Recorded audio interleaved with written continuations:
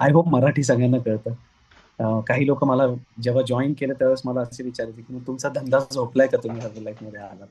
ठीक आहे. तर आपले धंदे झोपले पाहिजेत आणि मग आपण हर्बलाईफ मध्ये आलो पाहिजे असं काही गरजेचं नाही. सो माझी ओळख जी हर्बलाईफची झाली ती माझ्या मैत्रिणी थ्रू झाली. मी माझी वाईफ आणि माझी मैत्रीण आम्ही तिघ जण एकाच कॉलेजला होतो. एका कॉलेजला म्हणजे त्या दोघी एका कॉलेजला होत्या आणि मी माझ्या माझ्या कॉलेजला होतो, पण मी त्यांच्या कॉलेजला होतो. याच्यापेक्षा जास्त डिटेल्स मागू नका माझ्याकडे, तुम्हाला कळत असेल. आणि त्यातली एक माझी बायको आहे. सो माझ्या घरामध्ये ते तो पिक्चर आला होता ना, हम आपके है कौन, ती वाल्या किस्सा आहे. म्हणजे माझे थोरले बंधू, माझी वहिनी जी आहे तिची धाकटी बहीण माझी बायको. सो आपण मराठीत बोलतो ना, बहिणी बहिणी जावा, तसं केस आहे. पण ऍक्च्युली आमचं लव्ह मॅरेज नाहीये. We were very good friends. आणि बेसिकली ती लोक सातारचे आहेत. पुण्याला ती शिक्षणासाठी आली. मग एके दिवशी मी, माझी आजी आणि माझी आत्ताची बायको आहे ती, त्यावेळेस समोर आम्ही असं गप्पा मारत बसलो होतो. आणि माझ्या आजीला का कोणास ठाऊक असं, माझ्या आईच्या आईला का कोणास ठाऊक असं वाटलं आणि तिने माझ्याकडे बघितलं, मला म्हणाली की तू हिच्याशी लग्न करशील का रे?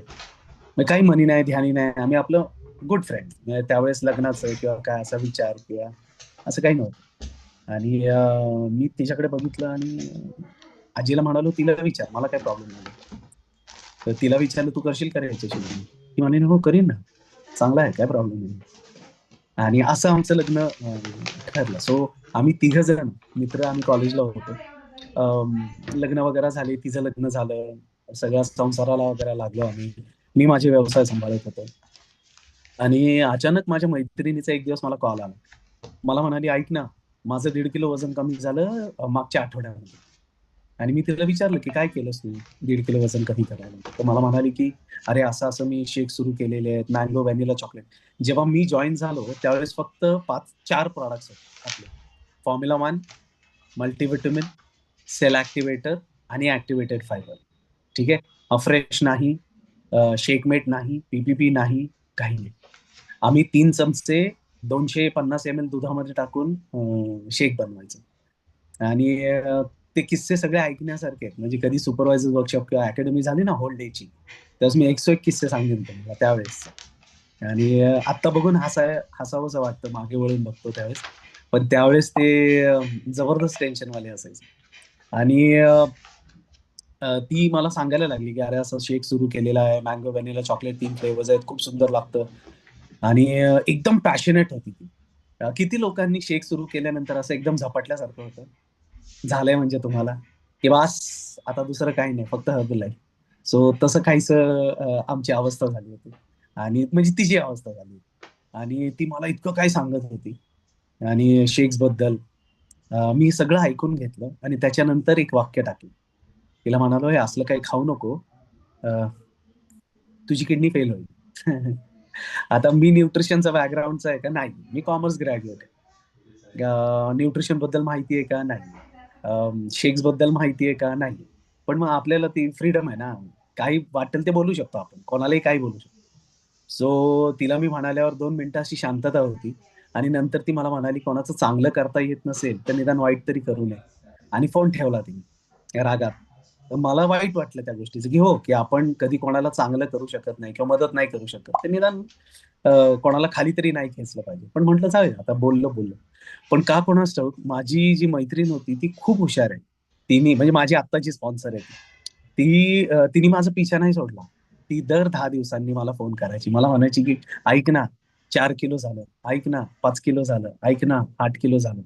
आणि जसे जसे जसे तिचे आकडे वाढत होते तशी तशी माझी हर्बलाईफ बरोबरची दुश्मनी पण वाढत होती. कारण मी म्हणालो हे काय नवीन नाटक सुरू झालंय. आणि मला वाईट कसलं वाटायचं, की पूर्वी जेव्हा ती फोन करायची त्यावेळेस फोन आल्यानंतर विचारायची ती की काय रे, कसा आहेस तू, कसं आहे, वैशू कशी आहे, म्हणजे माझी बायको, मम्मी कशी आहे, डॅड कसे आहेत, हे विचारायची. पण नंतर नंतर तिने शेक सुरू केल्यानंतर फोन उचलला की तू कसा आहे, काय कसा आहे, हे सगळं बाजूला राहिलं. डायरेक्ट एकच वाक्य ऐकायला मिळतं, ऐक ना 4 झालं, ऐक ना 6 झालं. मी म्हणालो ही हर्बलाईफ खायला लागल्यापासून हिची माणुसकीच संपलेली आहे. चौकशी नाही, विचारपूस नाही, काही नाही. आणि मला ते खूप बॉदर करायला लागलं की हे सारखं उठलं की हिचं हबलंय, उठलं की हबलं. बरं त्यावेळेस लँडलाईन वर बरेच कॉल्स यायचे, तर मग तिचे कॉल आले की मी बायकोला सांगायचे की मी नाहीये म्हणून घरात, सांग तिला. आणि तिला ते लक्षात आलं की हा टाळतो मला. एक दिवशी तिने मला फोन केला आणि माझ्या बायकोनी उचलला आणि मला ति- तिला सांगितलं की मनीषला दे फोन. तर मी असं केलं, मी नाहीये म्हणून सांग. तर ती म्हणाली, अ, फोनवर मोबाईलवर फोन आला होता. ती म्हणाली, तुझ्या दारात उभी आहे, खिडकीतनं तुझा हात बघतीये, ठीक आहे, तू दरवाजा उघड, मला आत यायचंय. आणि म्हणजे इतकं ती मला येऊन सगळं सांगायचं, पण मी 7 महिने तिला टाळत होतो. ऍब्सोल्युटली मी अजिबात प्रबल विषय ऐकून नाही घेतलं, काही नाही. अं, त्यामुळे तुमच्या घरामध्ये किंवा तुमच्या नात्यात, ओळखीत, मैत्रीमध्ये असं कोणी असेल की जो तुम्हाला 5-7 महिने झालं टाळतोय आणि शेक सुरू करत नाहीये, तर समजून जातो तुमचा डेफिनेट प्रेसिडेन्स टीम आहे, त्याचा पिछा सोडू नका अजिबात. ठीक आहे. मनीष जावळे तयार होणार आहे त्याच्यातून. सो हे असेच दिवस गेले. आणि मग एके दिवशी तिने मला फोन केला, मला म्हणाली की अरे, माझ्या मुलाचा वाढदिवस आहे, तर जरा प्लॅनिंग करायचंय, 8-10 दिवसांनी आहे, तर तू ये, आपण प्लॅनिंग करूया. म्हणलं, ठीक आहे. मी तिच्या घरी गेलो, बेल वाजवली, दरवाजा उघडल्यानंतर ती माझ्या समोर उभी होती. 33 किलो वजन कमी झालं होतं तिचं. आणि मी तिला शेवटचं जे बघितलं होतं त्यावेळेस ती 100 किलोच्या आसपास होती.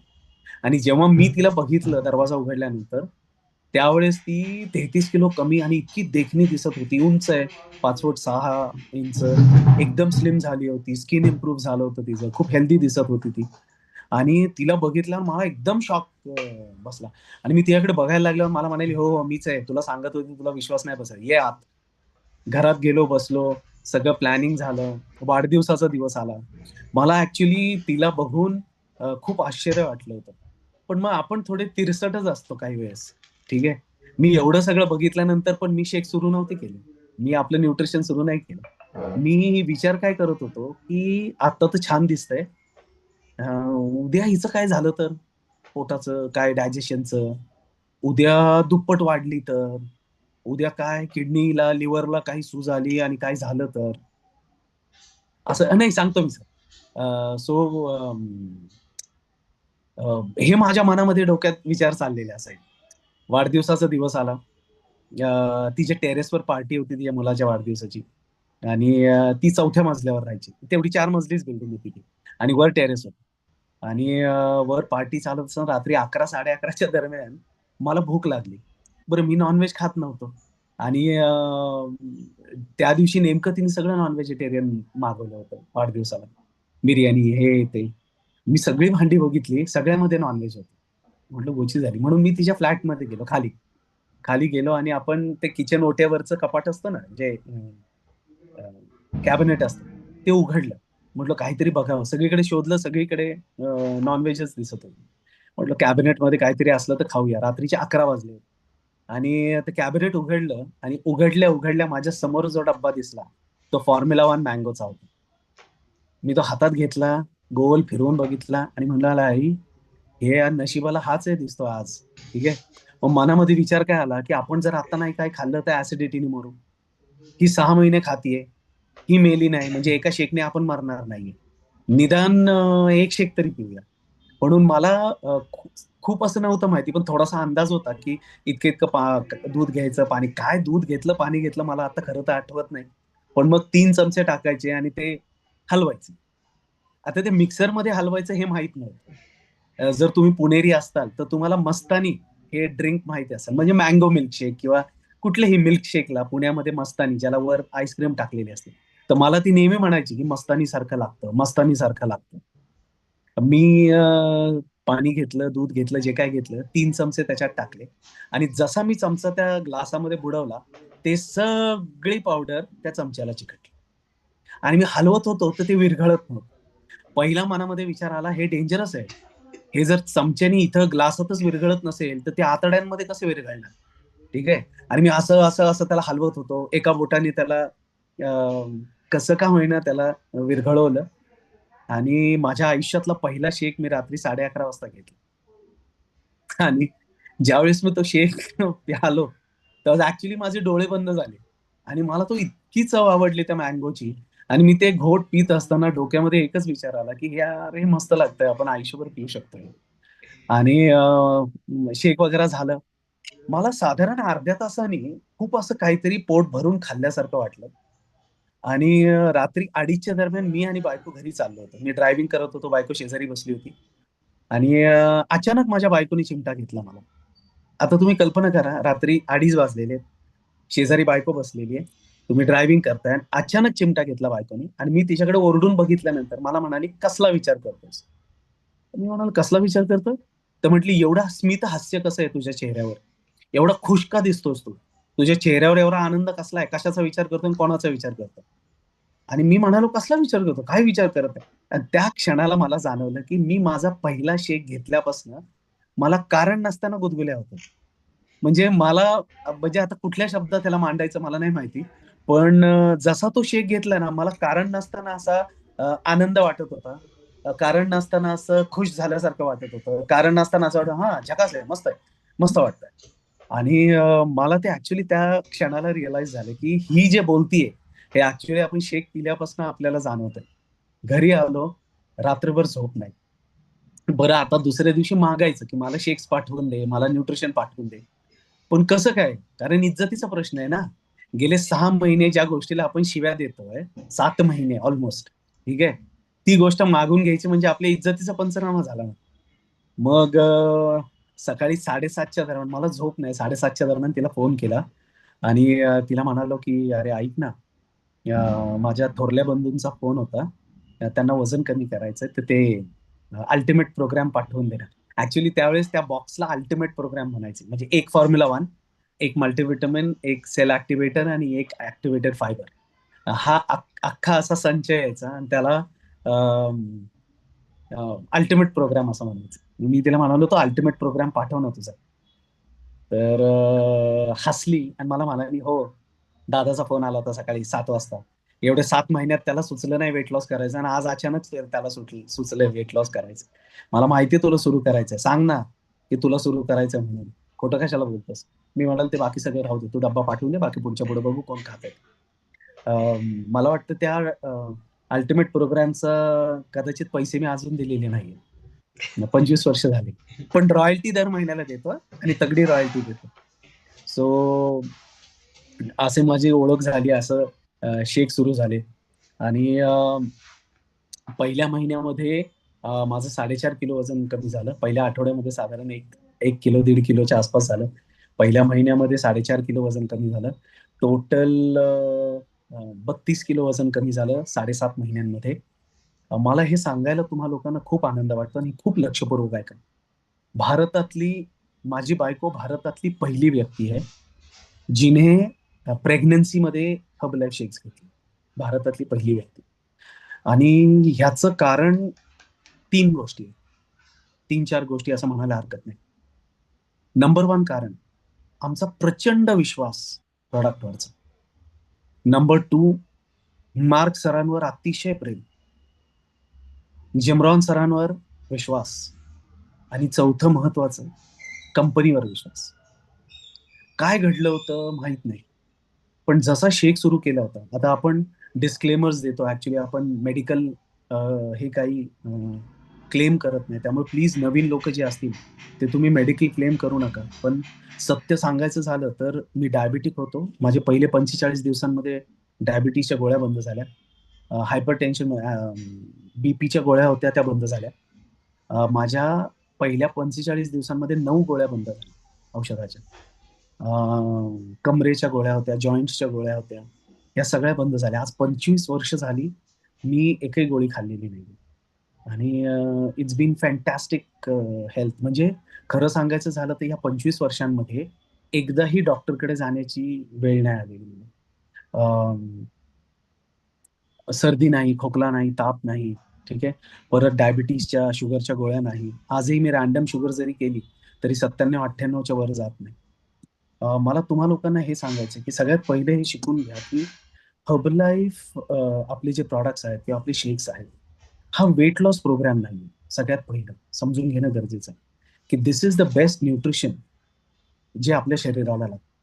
सगळ्यात पहिलं म्हणजे तुम्ही सगळ्या लोकांनी 2-3 पॉइंट समजून घेणं गरजेचं आहे. नंबर 1, आपली कंपनी खूप मोठी आहे. म्हणजे साईज वाईज किंवा सेल्स वाईज मोठी नाही म्हणत मी, टर्नओव्हर वाईज मोठी म्हणत नाही. आपल्या कंपनी बरोबर जी लोक काम करतात ती जगातली टॉप सायंटिस्ट आहेत. जसं डॉक्टर डेव्हिड हिबरांचा विषय केला, तर डॉक्टर डेव्हिड हिबर जे आपले चेअरमन आहेत, हे UCLA युनिव्हर्सिटी ऑफ कॅलिफोर्निया च्या ह्युमन न्यूट्रिशन डिपार्टमेंटची जी युनिव्हर्सिटी आहे, त्याच्या ह्युमन न्यूट्रिशन डिपार्टमेंटचे हेड आहेत आणि फाउंडर पण आहेत गेले 42 वर्ष. ठीक आहे. हे जे तुम्हाला आता बोलतोय तुमच्याशी, हे खूप लक्षपूर्वक ऐका आणि हे समजून घ्या. कारण जोपर्यंत आपल्याकडे माहिती नसते ना, जोपर्यंत आपल्याकडे ऑथेंटिक इन्फॉर्मेशन नसते ना, आपल्याकडे ताकद येऊ शकत नाही. Information will give you potential power, information will give you confidence. ठीक आहे. माहिती आणि सत्य जे फॅक्ट्स आहेत ना, हे तुम्हाला ताकद मिळवून देत असते, तुमचं माइंड क्लिअर करत असते. सो सगळ्यात पहिली गोष्ट समजून घ्या की डॉक्टर डेव्हिड हिबर हे फक्त आपले चेअरमन नाहीयेत, तर युनिव्हर्सिटी ऑफ कॅलिफोर्निया जगातली सगळ्यात मोठी युनिव्हर्सिटी जिचा हर्बलाईफशी काही संबंध नाहीये, अशा युनिव्हर्सिटीच्या ह्युमन न्यूट्रिशन डिपार्टमेंटचे फाउंडर पण आहेत आणि हेड पण आहेत. दुसरी सगळ्यात महत्वाची, जे डॉक्टर्स ग्रॅज्युएट होतात म्हणजे MBBS करतात, ते जी पुस्तकं वाचतात किंवा जे लेसन्स आहेत त्यांना, त्यातले खूप सारे लेसन्स हे डॉक्टर डेव्हिड हिबरनी लिहिलेले. म्हणजे डॉक्टर डेव्हिड हिबरचं लिटरेचर फॉलो करून आपल्या इथं डॉक्टर्स ग्रॅज्युएट होतात किंवा डॉक्टर की मिळवते. ठीक आहे लोक. सो हे अंडरस्टँड करणं गरजेचं आहे. तिसरं सगळ्यात महत्वाचं, डॉक्टर डेव्हिड हिबरला 9 वेळा नंबर 1 डॉक्टर ऑफ अमेरिका हे अवॉर्ड मिळालेलं आहे. आता 2 मिनिटासाठी विचार करा, कुठल्याही डॉक्टर बद्दल आपल्याला वाईट नाही बोलायचं, सगळे डॉक्टर क्वालिफाईड आहेत. पण मग सगळ्यात महत्वाचं की आपला जो फॅमिली डॉक्टर आहे किंवा आपल्या गल्लीतला जो डॉक्टर आहे किंवा आपल्या ज्या हॉस्पिटलमध्ये डॉक्टर आहे, त्याच्यामध्ये आणि डॉक्टर डेव्हिड हिबरमध्ये डेफिनेटली फरक आहे. ठीक आहे. आपला डॉक्टर वाईट नाहीये, पण हे जे डॉक्टर्स आहेत हे खूप नेक्स्ट लेवलचे डॉक्टर्स आहेत. म्हणजे आपल्या डॉक्टरांचे गुरु किंवा त्यांचे रिसर्चर्स किंवा top scientist in the world आहेत. डॉक्टर लुई इग्नारोंचं जर तुम्ही बोललात, तर डॉक्टर लुई इग्नारोंना हार्ट अटॅक का येतात, ठीक आहे, याचा रिसर्च पहिल्यांदा झाला ना, तो रिसर्च त्यांनी केला होता आणि त्याच्यासाठी नोबेल पारितोषिक मिळालं. आता तुम्ही बघा, तुमच्या नात्यामध्ये किती लोक नोबेल नोबेल पारितोषिक मिळवलेले आहेत? आहे? नाहीये. म्हणजे नोबेल पारितोषिक हे कुठल्याही सामान्य व्यक्तीला नाही दिलं जात. हे प्रत्येक फील्डमध्ये दिलं जातं. सायन्समध्ये दिलं जातं, टेक्नॉलॉजीमध्ये दिलं जातं, ह्युमॅनिटीमध्ये दिलं जातं. पण सायन्समध्ये जे दिलं जातं ना, ते सगळ्यात महत्वाचं हे अंडरस्टँड करणं आहे की नोबेल पारितोषिक अशाच लोकांना दिलं जातं की ज्यांनी ह्यापूर्वी कधीच असं रिसर्च झालेला नाही, तो रिसर्च केलेला आहे. आणि त्यांनी जे नायट्रिक ऑक्साईडवर रिसर्च केला की हार्ट अटॅक का येतं, ठीक आहे, आणि त्याच्या रिसर्चवर त्यांना नोबेल पारितोषिक मिळालं. आता ही पुढची जी गोष्ट आहे ना, ही खूप लक्षपूर्वक ऐका. ते जे त्यांना नोबेल पारितोषिक मिळालं, तर त्यांनी जो फॉर्म्युला फॉर्म्युला बनवला होता नायट्रिक ऑक्साईडचा, कारण नायट्रिक ऑक्साईड लेवल्स जेव्हा बॉडीमध्ये कमी होतात, त्यावेळेस आपल्या वाहिन्या ज्या आहेत ना, रक्तवाहिन्या किंवा हृदयाला जाणाऱ्या ज्या वाहिन्या आहेत ना, त्या आकुंचन पावतात. नंबर 1. दुसरं म्हणजे ब्लॉकेजेस होतात. आपण हा शब्द ऐकतो ना नेहमी, ब्लॉकेजेस, ब्लॉकेजेस. डॉक्टर्स कडनं हार्ट अटॅक काय येतो? ब्लॉकेजेस. पॅरालिसिसचा अटॅक काय येतो? पक्षघात ज्याला आपण म्हणतो. ठीक आहे. स्ट्रोक ज्याला आपण म्हणतो. काय येतो? कारण एक ब्लॉकेजेस तयार होतात, दुसरं म्हणजे आकुंचन पावतात आणि रक्त पुरवठा मेंदूला किंवा हृदयाला, ऑक्सिजन पुरवठा मेंदूला किंवा हृदयाला हे होत नाही. आणि त्यावेळेस ब्रेन स्ट्रोक किंवा त्यावेळेस पॅरालिसिस, आपले सॉरी, हार्ट अटॅक येण्याची शक्यता असते. आणि नायट्रिक ऑक्साईड काय करतं, आपलं नाईटवर्क जे आहे, ठीक आहे, ते नाईटवर्क्स आपले त्याला वॅसोडायलेटर म्हणतात. वॅसोडायलेटर म्हणजे काय, की ते आपल्या आर्टरीज ओपन अप करतात. ठीक आहे, आपलं ब्लॉकेजेस काढतं आणि आपल्या हृदयाला आणि आपल्या मेंदूला रक्त पुरवठा परफेक्ट करतं. आता तुम्ही विचार करा, डॉक्टर लुई इग्नारोंचा काही संबंध नव्हता हर्बल बरोबर. त्यांना जेव्हा पारितोषिक मिळालं त्यावेळेस, त्यांना त्याचं पारितोषिक मिळाल्यानंतर त्यांच्या डोक्यामध्ये विचार सुरू झाला की हे जो फॉर्म्युला आहे, हा फॉर्म्युला आपल्याला मार्केटमध्ये आणायचा, पण हा औषधाच्या रूपामध्ये नाही आणायचा. हा जेवणाच्या रूपामध्ये, सप्लिमेंटच्या रूपामध्ये आणायचं आहे. का? कारण एखाद्याला हार्ट अटॅक आल्यानंतर आपल्याला त्याला ट्रीट करायचं नाहीये, तर आपल्याला त्याला हार्ट अटॅक येऊ नये म्हणून त्याला ट्रीट करायचं किंवा त्याला वेलनेस द्यायचं. आणि त्यांनी जवळजवळ 400 कंपन्यांचा अभ्यास केला, जगामधल्या न्यूट्रिशन कंपन्यांचा. आणि विचार करा तुम्ही, साधी गोष्ट, की डॉक्टर लुई इग्नारोंनी हर्बलाईफला कॉन्टॅक्ट केलं. आपण डॉक्टर लुई इग्नारोंना कॉन्टॅक्ट नाही केलं. डॉक्टर लुई इग्नारोंनी हर्बलाईफला कॉन्टॅक्ट केला आणि म्हणाले की मी सगळा अभ्यास केला, त्याच्यात मला असं लक्षात आलं की तुम्ही नंबर वन कंपनी आहात, तुमच्याकडे सायन्स आहे, टेक्नॉलॉजी आहे, आणि तुमचे प्रॉडक्ट जगातले सगळ्यात बेस्ट आणि ऑथेंटिक आणि प्युअर प्रॉडक्ट्स आहेत. मला माझा फॉर्म्युला तुमच्या नावाने मार्केटमध्ये आणायचा आहे. हे डॉक्टर लुई इग्नारोंनी हर्बलाईफला सांगितलं. आणि मग जन्म झाला नाईटवर्क्सचा. मी तुम्हाला सगळ्यांना सांगेन, जी जी लोक 30 वर्षाच्या वर आहेत, तुमच्या प्रत्येकाच्या पोटामध्ये नाईटवर्क्स गेलं पाहिजे. कारण सगळ्यात पहिली गोष्ट, आपल्याला जर काय वाचवायचं असेल ना, तर दोन गोष्टी वाचवायच्या. एक हृदयाला वाचवायचं आणि दुसरं किडनीला वाचवायचं. तुमचा हात तुटला, तुम्ही जगू शकता. तुमचा पाय कापला, तुम्ही जगू शकता. हृदयाला काय झालं, एक तर हॉस्पिटल, नाही तर सरळ परमेश्वराकडे. ठीक आहे. किडनीला काय झालं, 2 किंवा 3 वर्ष तुमचा गेम, त्याच्यानंतर संपलं. सो सगळ्यात पहिलं आपल्याला आपली किडनी, आपलं हार्ट हे वाचवायचं. हार्टला निरोगी कसं ठेवता येईल? नंबर वन, आपला आहार बदलायचा. मी आता आज आपल्याकडे तेवढा वेळ नाहीये. मी कधी वेलनेस हे घेतलं ना तुमच्यासाठी ट्रेनिंग, तर त्याच्यात हे सगळं बोलेन. सगळ्यात पहिलं म्हणजे तुम्ही तुमचा आहार बदलला पाहिजे. ठीक आहे. नंबर टू, वजन आटोक्यात आणलं पाहिजे. कारण सगळ्यात घातक जे आहे, हे आपली चरबी आहे. एक्सेस वेट हे ब्लॉकेजेस तयार करत असते. सगळ्यात पहिलं ते कमी करायचं. तिसरं, डेफिशियन्सीज भरून काढायचे. आपले शेक सगळे डेफिशियन्सीज भरून काढतात. आपले मल्टीव्हिटॅमिन सगळे, तुम्हाला शेक आणि मल्टीव्हिटॅमिन जवळजवळ 114 प्रकारची जीवनसत्व त्या त्या प्रमाणामध्ये देतात, ज्या प्रमाणामध्ये शरीराची गरज आहे, जे आपण आपल्या नॉर्मल जेवणामध्ये आणत नाही. सो सगळ्यात पहिला हा गैरसमज जो तुम्हा लोकांचा, आपल्या सगळ्यांचा आहे, की नाही नाही, आमचं खाण्याची पद्धत व्यवस्थित आहे, मी पोळी भाजी, भात, आमटी, कोशिंबीर सगळं चौरस आहार खातो. तर सगळ्यात पहिलं हे समजून घ्या की 20, 30, 40 वर्षांपूर्वी आणि आत्ता ह्याच्यामध्ये जमीन आसमानचा फरक आहे. 40 वर्षांपूर्वी जे अन्न मिळायचं, जे धान्य, ज्या भाज्या होत्या, त्याच्यामध्ये कस होता. ठीक आहे. का? पॉप्युलेशन लिमिटेड होतं. केमिकल फर्टिलायझर्स एवढे वापरले जायचे नाहीत. आता पॉप्युलेशन इतकं वाढलं, शेत जमीन कमी झाली आहे, आणि या सगळ्या गोष्टींमुळे ज्या केमिकल्स वापरल्या जात आहेत, 30 वर्षांपूर्वी जे न्यूट्रिशन, जे जीवनसत्व, जो कस आपल्या जेवणामध्ये होता ना, तो कस राहिलेला नाहीये. म्हणून तर आज तुम्ही बघा, आपले आजी आजोबा हे 100-100 वर्ष जगायचे, 90 वर्ष जगायचे. गोळ्यांची गरज नव्हती, कधी डायबिटीज नाही, कधी हार्ट अटॅक नाही, ब्लड प्रेशर नाही. वयाने वय वाढलं, वयस्कर झाले, म्हातारे झाले म्हणून मरण पावायचं. आज तुम्ही बघा, आपली भाषा काय झालेली आहे, 60 नंतर बोनस. आता तर 60 नंतर बोनस पण नाही, आता 30 नंतर पण हार्ट अटॅक्स यायला लागले, 40 नंतर पण हार्ट अटॅक्स यायला लागलेले. हे का होतं? परमेश्वराने तर जन्म घालताना व्यवस्थित घातलं जातं, सगळं व्यवस्थित आहे. जेव्हा आपण जन्माला येतो तेव्हा एकदम परफेक्ट असतं. मग काय असं घडतं की 30व्या वर्षी हे सगळं भोगावं लागतं, 60व्या वर्षी हे सगळं भोगावं लागतं? कारण आपल्याला जे जिवंत ठेवतं, आपल्याला जे निरोगी ठेवतं, ठीक आहे, आपल्याला 90 वर्ष जगायला जे मदत करतं, तो आपलं जेवण असतं. आपल्या जेवणामधनं गेलेले जे जीवनसत्व असतात, त्याच्यावर चालतं आपलं. बघा, एक सिंपल लक्षात घ्या, आपलं जीवन आणि आपली गाडी ह्याच्यात साम्य बघा. आपल्याकडे जी गाडी असते ती कशावर जिवंत असते, कशावर चांगली राहते? पेट्रोल, त्याची हवा भरल्या जाते, त्याचं सर्व्हिसिंग व्यवस्थित केलं जातं.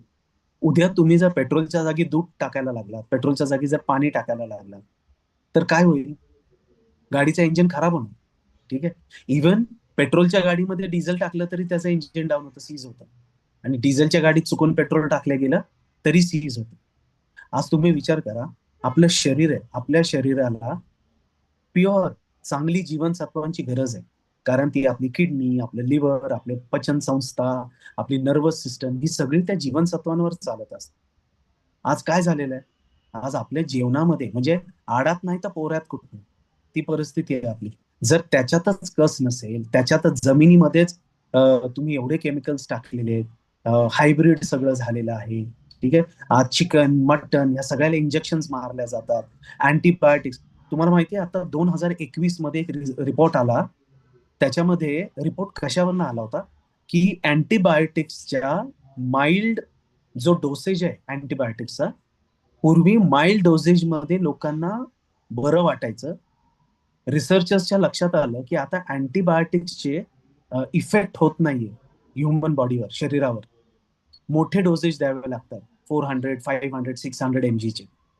पूर्वी जे 200 mg मध्ये व्हायचं ते तिनपट द्यावं लागतं. आणि म्हणून हा रिसर्च सुरू झाला.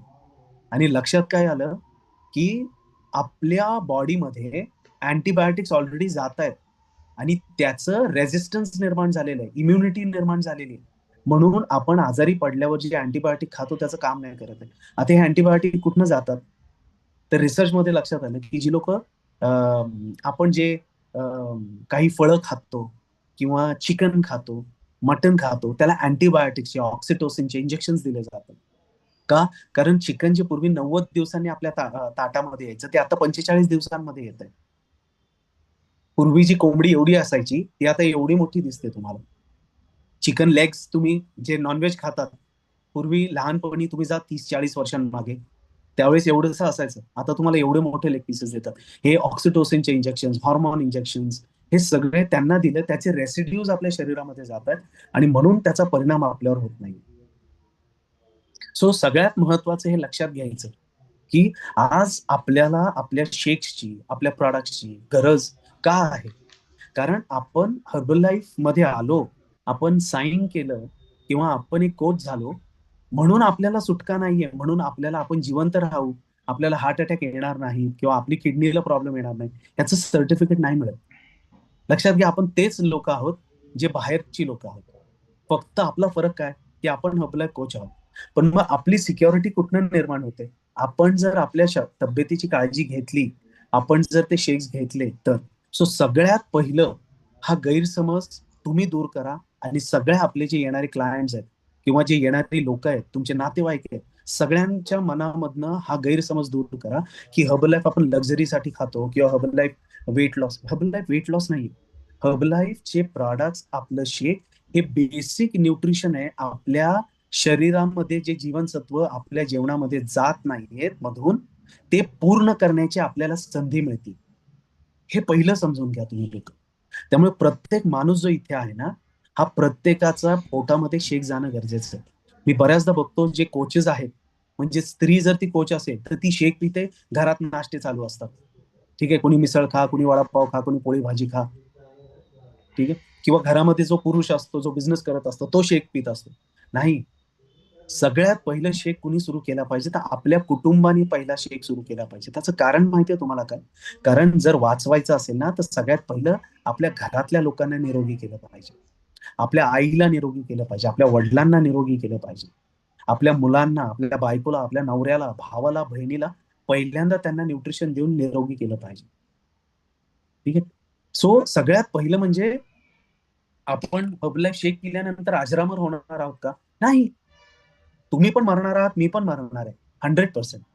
पण एक नक्की आहे की जे रोगराई आपल्याला लागणार आहेत, जे ब्लॉकेजेस होणार आहेत, जे हार्ट अटॅक्स येणार आहेत, जे जॉईंट्स खराब होणार आहेत किंवा जे आत डेफिशियन्सीज निर्माण होतात, ठीक आहे, ते होणार नाही आपल्याला.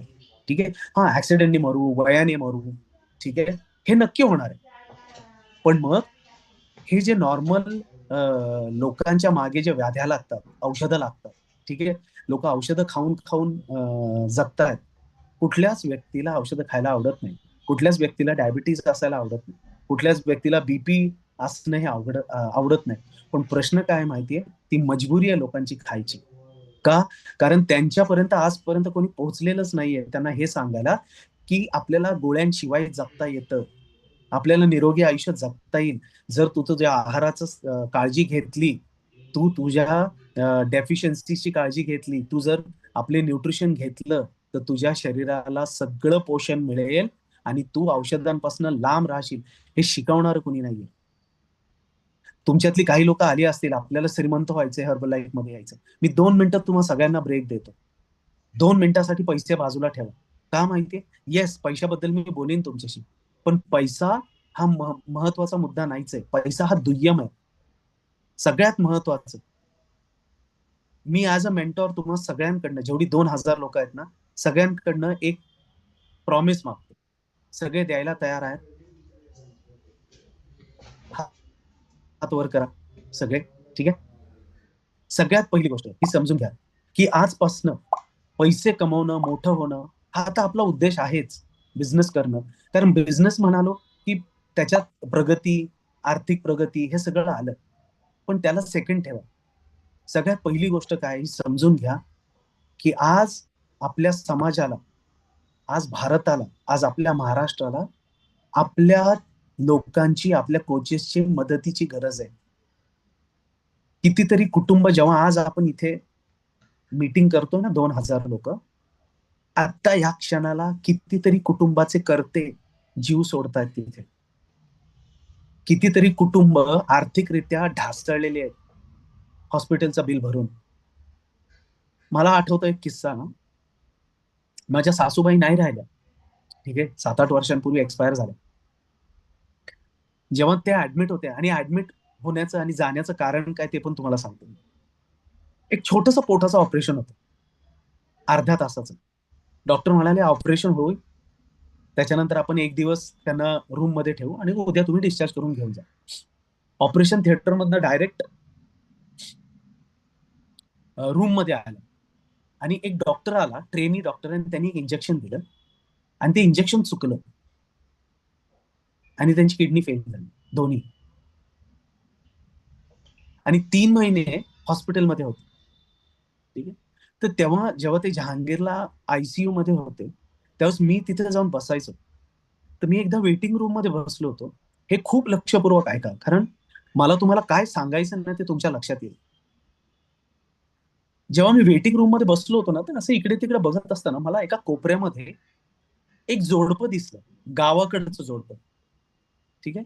एक मावशी होती, जिच्या जिच्या साडीला असं म्हणजे आपण ठिगळं नाही म्हणता येणार, पण अगदी साधी साडी जी असते ना, एकदम ती, ते गृहस्थ तिच्या शेजारी जे बसले होते, गांधी टोपी होती, पांढरा सदरा होता आणि पांढरा पैजामा होता, आणि तो पण काहीसा मळलेला. दोघांची अवस्था एकदम एकदम वाईट. जमिनीवर बसले होते. वेटिंग रूम मध्ये खूप खुर्च्या होत्या, सगळ्या पॅक होत्या. ते कोपऱ्यामध्ये जमिनीवर बसले होते, आणि एकटक जमिनीकडे बघत होते, एकटक.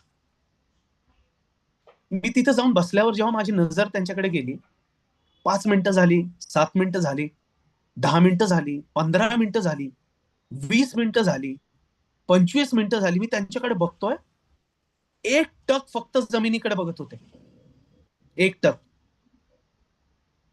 मला राहवलं नाही, मी त्यांच्याकडे गेलो, की खाली ते मांडी तिथे बसले होते, त्यांच्या खाली मांडी घालून बसलो. तर मी मागच्या बाजूला बसल्यावर तिरक्या नजरेने त्यांनी फक्त मला असं बघितलं. मी त्याच्या खांद्यावर हात ठेवला, वळाले, माझ्याकडे बघितले, लाल डोळे, डोळ्यांवरनं या किस्स्याला 10 वर्ष झाली, 8-10 वर्ष. मला आत्ताही सांगताना गहिवरून येत आहे, कारण ते शब्द अजूनही कानावर आहेत.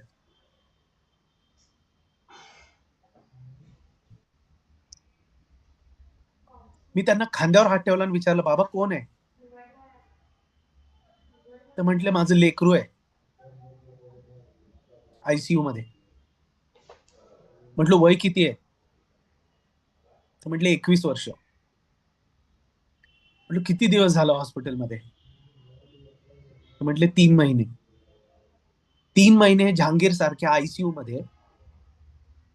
माझ्या डोक्यामध्ये सगळ्यात पहिला जो प्रश्न आला तो पैशाचा आला, कारण त्यांची अवस्था बघून मला असं सारखं वाटत होतं की हे खूप सामान्य कुटुंबामध्ये, खूप सामान्य कुटुंबात. मी त्यांना विचारलं, बाबा एक प्रश्नाचं उत्तर देताल का? तर मान हलवली. म्हटलं पैशाचं कसं काय? तर बायकोकडे बघितलं, बायकोने त्यांच्याकडे बघितलं, माझ्याकडे तोंड वळवलं, आणि मला म्हणाले, राहतं घर विकून आलोय आज.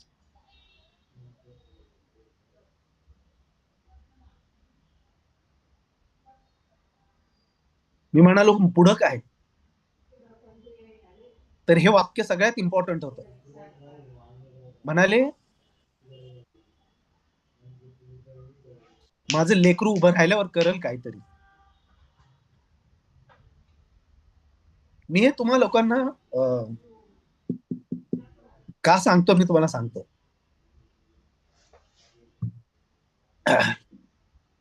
मी गेले 25 वर्षांमध्ये खूप कुटुंबांना त्यांच्या प्रेमाची लोक गमावताना बघितलेली आहे. वजन कमी करायला मदत नाही, मार्गदर्शन करणार कोणी नाहीये. मला तुम्हा 2,000 लोकांकडनं काय हवंय माहितीये आज? आपण कोणाला तरी शेक सुरू केल्यानंतर आपल्याला किती पैसे मिळतात ना, हे दुय्यम आहे बॉस. हे समजून घ्या.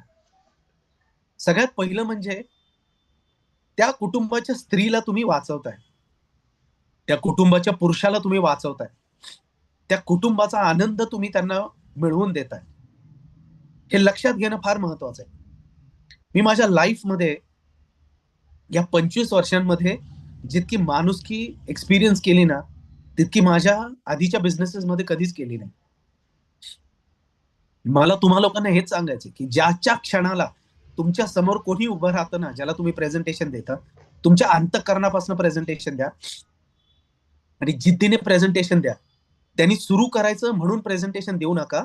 त्याच्या डोक्यावर बसून त्याला प्रोग्राम सुरू करा. म्हणायचं मला माहित नाही. हे तुमच्या पोटात गेलं पाहिजे. तुमच्याकडे किती पैसा आहे, काय आहे, मला काही घेणं देणं नाही. मी तुमच्या खिशात हात घालणार आणि तुमचा पैसा काढून घेणार. का? कारण जर तुम्ही पैसे दिले तर तुम्ही इमानदारीत खाणार आहात. त्या अधिकाराने द्या. मला तुमच्याकडनं एकच गोष्ट हवी आहे. ॲज अ स्पॉन्सर किंवा ॲज अ मेंटॉर मी तुम्हा लोकांना सांगतो. प्रत्येक माणूस तुमच्या नात्यातला, तुमच्या घरातला हा सुटला नाही पाहिजे. आपण लग्नाला जसं प्रत्येक माणसाला झाडून बोलवतो ना, एकही माणूस सुटता कामा नये. आणि गिल्ट राहते ना मनामध्ये, की आपण कसं काय त्याला नाही बोलवू शकलो, कसं काय त्याला विसरलो. लिस्टमध्ये लग्नाला त्याचं नाव कसं नाही आपण लिहिलं. हे जे माफी मागत असतो ना आपण त्याला 50 वेळा जाऊन, ठीक आहे? ती भावना तुमची असली पाहिजे जर कोणी तुमचं शेक पीत नसेल तर. कोणी आपलं मल्टीव्हिटॅमिन खात नसेल, आपले शेक्स, न्यूट्रिशन खात नसेल तर. ही भावना मनामध्ये ठेवा. आजपासनं तुम्ही तयार आहात सगळे लोकं जिद्दीला पेटायला, की जे होईल ते होईल. तुला आज नाही, उद्या नाही, 6 महिन्याने नाही, 1 वर्षांनी. पण मी तुला सोडणार नाही. तुझ्या घशात मी आपला शेक घातल्याशिवाय गप्प बसणार नाही. सगळ्यांनी हात वर करा ज्यांना माझं बोलणं पटतंय ते. तुम्हाला माहितीये, तुम्हाला आज नाही कळणार या गोष्टीचं किंमत. पण ज्या क्षणाला तुम्ही त्यांचा रिझल्ट काढताल ना आणि ज्या क्षणाला ती लोक येऊन मिठ्या मारतील तुम्हाला आणि तुम्हाला बोलतील की थँक्यू, तुझ्यामुळे मी उभा आहे, थँक्यू, तुझ्यामुळे जीव वाचला, थँक्यू, तुझ्यामुळे औषधं बंद झालीत, थँक्यू, तुझ्यामुळे आज जिवंत आहे, नाही तर काय असतं माहित नाहीये. हे जेव्हा ती लोक बोलतील ना त्या क्षणाला तुम्हाला लोकांना या गोष्टीची जाणीव होईल की तुम्ही काय काम करताय. तुम्हाला माहितीये हर्बल बिझनेस माझ्यासाठी कधीच बिझनेस नव्हता. जर पैसा हा टार्गेट असता ना, तर मी 2002 मध्ये 2000 मध्ये मी जॉईन झालो. 2002 मध्ये मी माझे सगळे व्यवसाय सोडले आणि फक्त हर्बल लाईफ बिझनेस सुरू केला. माझ्या इतर बिझनेसेस मध्ये लाखो रुपयाचे इन्कम होतं दर महिन्याला. आणि मी जेव्हा बिझनेस सोडला ना सगळे आणि हर्बल लाईफ मध्ये आलो, त्यावेळेस माझं महिन्याचं उत्पन्न 45,000 रुपये होतं. जे त्या क्षणाला माझा एका दिवसाचा खर्च होता. पण माझ्या डोक्यात एकच आलं, की मला एकच गोष्ट कळाली, की माझ्या प्रॉडक्ट्सची, माझ्या हर्बल लाईफ कंपनीचे, माझ्या न्यूट्रिशनची गरज ही प्रत्येकाला आहे आणि मला ती खाऊ घालवायची सगळ्यांना. बस तुम्ही ऐका, जे ऐकतील ऐकतील, जे नाही ऐकतील त्यांना मी तसं नाही सोडणार. तू आज नाही, उद्या नाही, परवा नाही, तेरवा नाही, 6 महिन्यांनी तुला खाऊ घालणार, वर्षभराने तुला खाऊ घालणार. तुला ज्या दिवशी किंमत कळेल त्या दिवशी मी खाऊ घालणार. कारण मला एवढंच माहिती आहे, की 1 महिना तू शेक प्याल्यानंतर 1 महिन्याने वळून येणार आणि मला मिठी मारून थँक्यू बोलणार. मला तुम्हा लोकांना हे सांगायचं, की आपल्या घरात कधीच, कधीच तुम्ही शेक पिताय आणि तुमच्या घरातली लोकं पोहे खातायत, उपमा खातायत, शिरा खातायत, कधीच नाही झालं पाहिजे. कधीच नाही. कारण आपण शेक पिऊन आपण आपल्या कुटुंबाचा जीव दावाला नाही लावायचा. आज न्यूट्रिशन डेफिशियन्सीमुळे तुम्हाला माहिती आहे, मॅक्सिमम आजारपण हे डेफिशियन्सीजने तयार होत आहेत. मॅक्सिमम. आज जे आपण घराघरांमध्ये औषधं, घराघरांमध्ये हे जे अडचणी बघतोय ना, हे सगळे, मला एक मी साधं उदाहरण देतो तुम्हाला. गुडघ्याचा प्रॉब्लेम झाल्यानंतर सगळ्यात पहिलं डॉक्टर काय सांगतो तुम्हाला? कशामुळे झालंय? जी लोक अनम्यूट करू शकतात, को होस्ट असतील, त्यांनी उत्तर द्या. वजन वाढल्यामुळे का कॅल्शियमची डेफिशियन्सी? परफेक्ट. एक तर वजन वाढलंय आणि दुसरं कॅल्शियमची डेफिशियन्सी. कॅल्शियमची डेफिशियन्सी, कॅल्शियम काय? जीवनसत्व आहे. ठीक आहे. तुमचं ग्लुकोसमाइन काय? जीवनसत्व आहे. सो मॅक्झिमम हेल्थ इश्यूज जे होत आहेत ना, हे डेफिशियन्सी मधले. त्यामुळे आपण जेव्हा शेक पितो ना, तुम्ही सगळेजण, हे फक्त वजन कमी करायला नाही, तुम्हाला पुढे पुढे पुढे जाणवेल तर तुमची इम्युन सिस्टम इतकी सुंदर होईल, तुमची हेल्थ इतकी चांगली होणार आहे. तुम्हाला जाणवेल हे की दुनिया आजारी पडते पण आपल्याला फरक नाही पडत आहे. मी तुम्हाला सांगू, मला 25 वर्षामध्ये ताप नाही, सर्दी नाही, खोकला नाही. मी डॉक्टरकडे गेलेलो, मी साधी क्रोसिन पण खाल्लेली नाही गेले 25 वर्षामध्ये. माझी आई 84 वर्षांची आहे. तिचं बेडरूम, माझा बंगला आहे, तिचे बेडरूम वरच्या मजल्यावर आहे. खाली किचन आहे.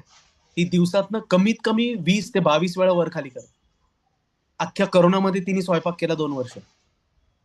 84 वर्षी, आता 85 चाललेलं. माझे सासरे माझ्या बरोबर राहतात, 94 वर्षांचे आहेत. 3 किलोमीटर चालायला जातात, पाऊण तास योगा करतात, सकाळी शेक. गेले 25 वर्षात डिस्टर्ब नाही झालेला त्यांचा. मी ट्रॅव्हल करतो म्हणून त्यांचा शेक होईल, कारण माझी वाईफ आणि माझी मुलगी बॉम्बेला असतात. ठीक आहे. घरामध्ये हे दोघं आणि मी. त्यांच्या घरामध्ये सगळं आहे. त्यांच्या घरामध्ये एक युनिट ठेवलेलं आहे, त्याच्यामध्ये एकूण एक सप्लिमेंट, एकूण एक फ्लेवरचा फॉर्म्युला 1, शेकर कप, केटल. ठीक आहे. हे सगळं आहे. दोघं जण उठले सकाळी की त्यांचं त्यांचं अफ्रेश बनवतात, पितात, व्यायाम करतात. व्यायाम करून झाल्यावर शेक बनवतात, शेक पितात. कधी मध्ये मूड आला तर परत एक शेक बनवणार, पिणार. ठीक आहे. सगळं हाताशी आहे. का? कारण मला माहिती आहे की माझी आई, माझे सासरे जे जीवन जगतायत ते फक्त हर्बल लाईफच्या जीवावर जगतात. आत्ता आत्ता मी तुमच्याशी बोलतोय ना, 6 वाजता डॉक्टरकडे जाऊन आली ती. ठीक आहे. आणि डॉक्टरांनी सांगितलं एकूण एक पॅरामीटर परफेक्ट आहे. बीपी नॉर्मल आहे, शुगर नॉर्मल आहे, हार्ट व्यवस्थित काम करत आहे. ती डॉक्टर म्हणाल्या की जा जा, मुंबईला जायचं असेल तर जा, काय प्रॉब्लेम नाहीये, जाऊ शकता तुम्ही. ठीक आहे. नातीकडे जायचंय त्यांना, सुनेकडे जायचं. सो ही हेल्थ आपण आपल्या घरातनं सुरू केलं पाहिजे.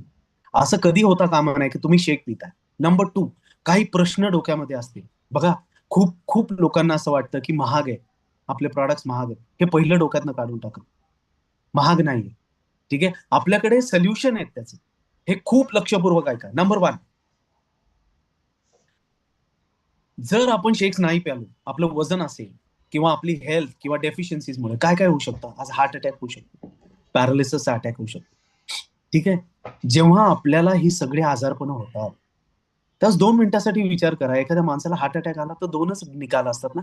एक तर हॉस्पिटलमध्ये जाग येते किंवा मग डायरेक्ट जीव जातो. मला 2 मिनिटासाठी सांगा की आपल्या जीवापेक्षा व्हॅल्युएबल गोष्ट कुठली असू शकते? कुठलीच नाही. ऍब्सोल्युटली. आपल्याकडे किती पैसा आहे, किती गाड्या आहेत, किती बंगले आहेत, किती प्रॉपर्टी आहे, हे सगळं दुय्यम आहे. आपण जिवंत असो तर सगळं. म्हणून ते वाक्य बोलतो ना, पण जान है तो जहान है. म्हणजे काय? की तुझ्याकडे किती प्रॉपर्टी असू दे, तू जिवंत असशील ना तर त्याला अर्थ आहे. ज्या क्षणाला तुझा जीव जातो सगळं सुटलं. सगळं सुटलं. तुझी एकूण एक नातं सुटतं. तू कोणाचा भाऊ राहत नाही, तू कोणाचा वडील राहत नाही, तू कोणाची बहीण राहत नाहीस, तू आई राहत नाहीस, कोणी नाही राहत. अरे एवढं कशाला? जीव गेल्यानंतर आपण नाव देखील घेत नाही त्या माणसाचं. 4 लोक असतील तर म्हणतो बॉडी उचलायला मदत करता का? अरे 2 सेकंदापूर्वी त्याचं नाव होतं. 2 सेकंदापूर्वी तुझी आई होती, 2 सेकंदापूर्वी तुझी बायको, तुझा नवरा होता, तुझा लेख होता, आणि 2 सेकंदांनी बॉडी झाली. आपण नाव घेऊन कधीच बोलत नाही प्रेताला. बघा, किती काही कॅल्क्युलेट करा तुम्ही, तुमच्याकडे कुठले. माझ्याकडे 5-6 गाड्या आहेत. 2 मर्सिडीज आहे. माझी मर्सिडीज वेगळी आहे, माझ्या बायकोची मर्सिडीज वेगळी आहे, माझ्या थोरलीची गाडी वेगळी, माझ्या धाकटीची गाडी वेगळी. घरात अजून 2 गाड्या एक्स्ट्रा आहेत. ठीक आहे. सो एवढ्या गाड्या आहेत, घर आहे, काही उपयोग नाही, त्याला काही अर्थ नाही जर हे शरीर नसेल तर. किंवा हे अंथरुणाला खेळून असेल तर, हे रोगी असेल तर मग माझ्या मित्रांनी मला एकदा फोन केला होता. मला म्हणाला की नवीन गाडी घेतली. तर मी त्याला विचारलं कुठली गाडी घेतली, तर मला म्हणाला मर्सिडीज बेन्झ घेतली. तर म्हटलं कुठली घेतलीस, तर म्हटलं एस क्लास. म्हटलं किती, तर म्हटलं 2.5 कोटी. म्हटलं अभिनंदन. मला म्हणाला थँक्यू सो मच. मी म्हणालो तुला गाडी घेतली म्हणून अभिनंदन नाही करत आहे म्हटलं. मग म्हणले मग, म्हटलं आता तू 2.5 कोटीच्या गाडीमध्ये जाऊन डायलिसिस करणार आहेस, त्याच्यासाठी अभिनंदन तुझं. मग खूप शिव्या दिल्या त्यांनी, मला खूप बोलला. मला म्हटलं सगळी चव घालवली, तुला उगाच फोन केला, असं झालं तसं झालं. मित्र आहे, मला माहिती आहे 2 तासांनी 4 तासांनी 2 दिवसांनी परत फोन करणार आहे. मी म्हटलो माझे शब्द लक्षात ठेव. म्हटलं आता तुला कडू वाटतंय, पण म्हटलं ज्या क्षणाला तू वर जाऊन डायलिसिस करतो ना, तो डायलिसिस वर होता का असंच, अरे खाऊन पिऊन मस्त जगायचं, याच्यामध्ये गेली किडनी.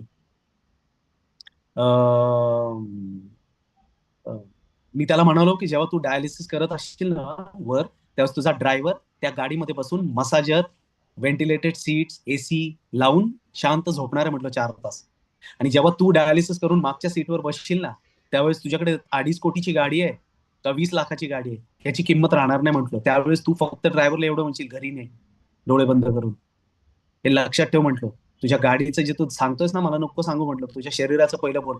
ज्या दिवशी तू शरीराला किंमत करायला शिकशील ना, त्या दिवशी मी तुझ्या गाडीचं हे करीन म्हटलं सेलिब्रेशन. तोपर्यंत नाही. यू हॅव टू अंडरस्टँड कुठल्या गोष्टीत काय व्हॅल्यू आहे ना, हे समजणं फार महत्वाचं आहे. सो सगळ्यात पहिलं की किंमत जी आहे ना, ही किंमत जास्त नाही. कारण आपण कशाशी त्याचं कंपॅरिझन करतो, आपल्या जीवाशी असू शकत नाही.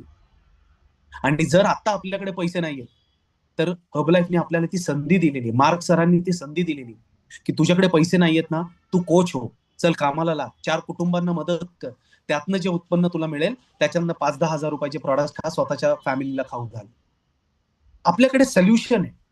आपण अडचणी नाही बघितल्या पाहिजेत. जे सगळी मंडळी इथे बसलेली आहे, ज्यांना वाटतंय की सर मला परवडत नाहीये, तुम्ही करा मदत. तुम्ही तुमच्या कोचला सांगा मला लायसन्स काढून दे, मला 4 कुटुंबांना मदत करायला शिकव, आणि त्यातनं माझं जे उत्पन्न होईल ना, त्यातनं मला खायला शिकव.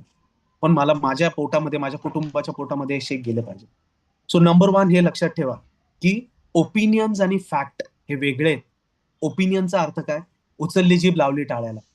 तुम्हाला सगळी लोक म्हणतील अरे किडनी फेल झाली, त्याला शेपूट आलं, त्याला मध्ये शिंग आली, त्याचा डोळा उघडला तिसरा, काय वाटेल ते तुम्हाला ऐकायला मिळेल. पण एवढं लक्षात ठेवायचं, आपली कंपनी गेले 40 वर्ष मार्केटमध्ये 95 देशांमध्ये आहे. आणि 95 देशांच्या गव्हर्नमेंटने आपल्याला अप्रुव्हल नुसतं दिलेलं नाही, तर we are the best nutrition company in the world, हे रेकग्नेशन मिळालेलं आहे. हे समजून घ्यायचं. बघा, सचिन तेंडुलकर कडे जाणार असताल तर क्रिकेट खेळायला, क्रिकेट शिकायला त्याच्याकडे जावं लागेल. गाणं शिकायचं असेल लताताईंकडे जावं लागेल. ठीक आहे. तुम्ही लताताईंकडे बॅट घेऊन गेलात आणि म्हणालात मला हे शॉट कसा मारायचा सांगा, तर मूर्खासारखा प्रश्न होईल. आपण कुठला प्रश्न कोणाला विचारतो ना, हे आपल्याला माहिती असलं पाहिजे. आपण कोणाकडनं कुठला सल्ला घेतो ना, हे आपल्याला माहिती असलं पाहिजे. आपली आई बेस्ट आहे, आपले वडील बेस्ट आहेत, आपले मित्र बेस्ट आहेत, आपली भावंड बेस्ट आहेत, पण त्यांनी दिलेला सल्ला हा बेस्ट असू शकत नाही हर्बल लाईफवरचा. का? कारण त्यांना त्याचं ज्ञान नाहीये. हर्बल लाईफचा सल्ला कोणाकडनं घेणार? तुमच्या स्पॉन्सरकडनं, तुमच्या मेंटॉरकडनं, जी लोक त्याच्यामध्ये आहेत, जे झिजलेत, ज्यांनी शेक्स घेतलेले, ज्यांनी रिझल्ट काढलेले आहेत. ठीक आहे. सो हे सगळ्यात पहिलं लक्षात घ्यायचं की ओपिनियन्स आणि फॅक्ट. आता मी जर तुम्हाला विचारलं की सगळ्यात गोड काय आहे मिठाईमध्ये, तर कोणी जिलेबी सांगेल, कोणी पेढा सांगेल, कोणी काय काय सांगेल. ठीक आहे. पण मग हे सगळे आयटम घेतले आणि केमिकल लॅबला पाठवले आणि मग केमिकल अनालिसिस केलं, त्यावेळेस लक्षात येईल की सगळ्यात जास्त साखर कोणाची. ठीक आहे. मग जिलेबीत आहे की पेढ्यात आहे. तर आपण जे बोलतो ते ओपिनियन झालं. कोणी पेढे म्हणालं, कोणी हे झालं, हे ओपिनियन झालं. फॅक्ट काय, जेव्हा केमिकलचा रिपोर्ट येतो तो फॅक्ट आहे. सो फॅक्टवर जायचं नेहमी. लोक काय बोलतात ह्याच्यावर कधी जायचं नाही. सो तुमच्या आजूबाजूला अशी कोणी लोक असतील जे तुम्हाला मागे खेचत असतील, तुम्हाला वाईट भरवत असतील, ती लोक तुमच्या आयुष्यामध्ये नाही पाहिजे, सगळ्यात पहिलं. आणि ती जर आपल्या घरातली लोक असतील तर कान बंद करायचे. आपल्या बिझनेसला आणि आपल्या शेखच्या कॉन्फिडन्सला जर कोणी तडा देणार असेल तर त्याच्या नादाला लागायचं नाही. ठीक आहे. हे कायम लक्षात ठेवायचं. This is very very important. You have to, हे लिहून ठेवा. मला माहित आहे मराठी शब्द ह्याचा काय, मी कसं आता डोक्यात येत नाहीये, पण प्रोटेक्ट युअर सेल्फ लिहून ठेवा. Protect your self. प्रोटेक्टला मराठीत आपण काय बोलू?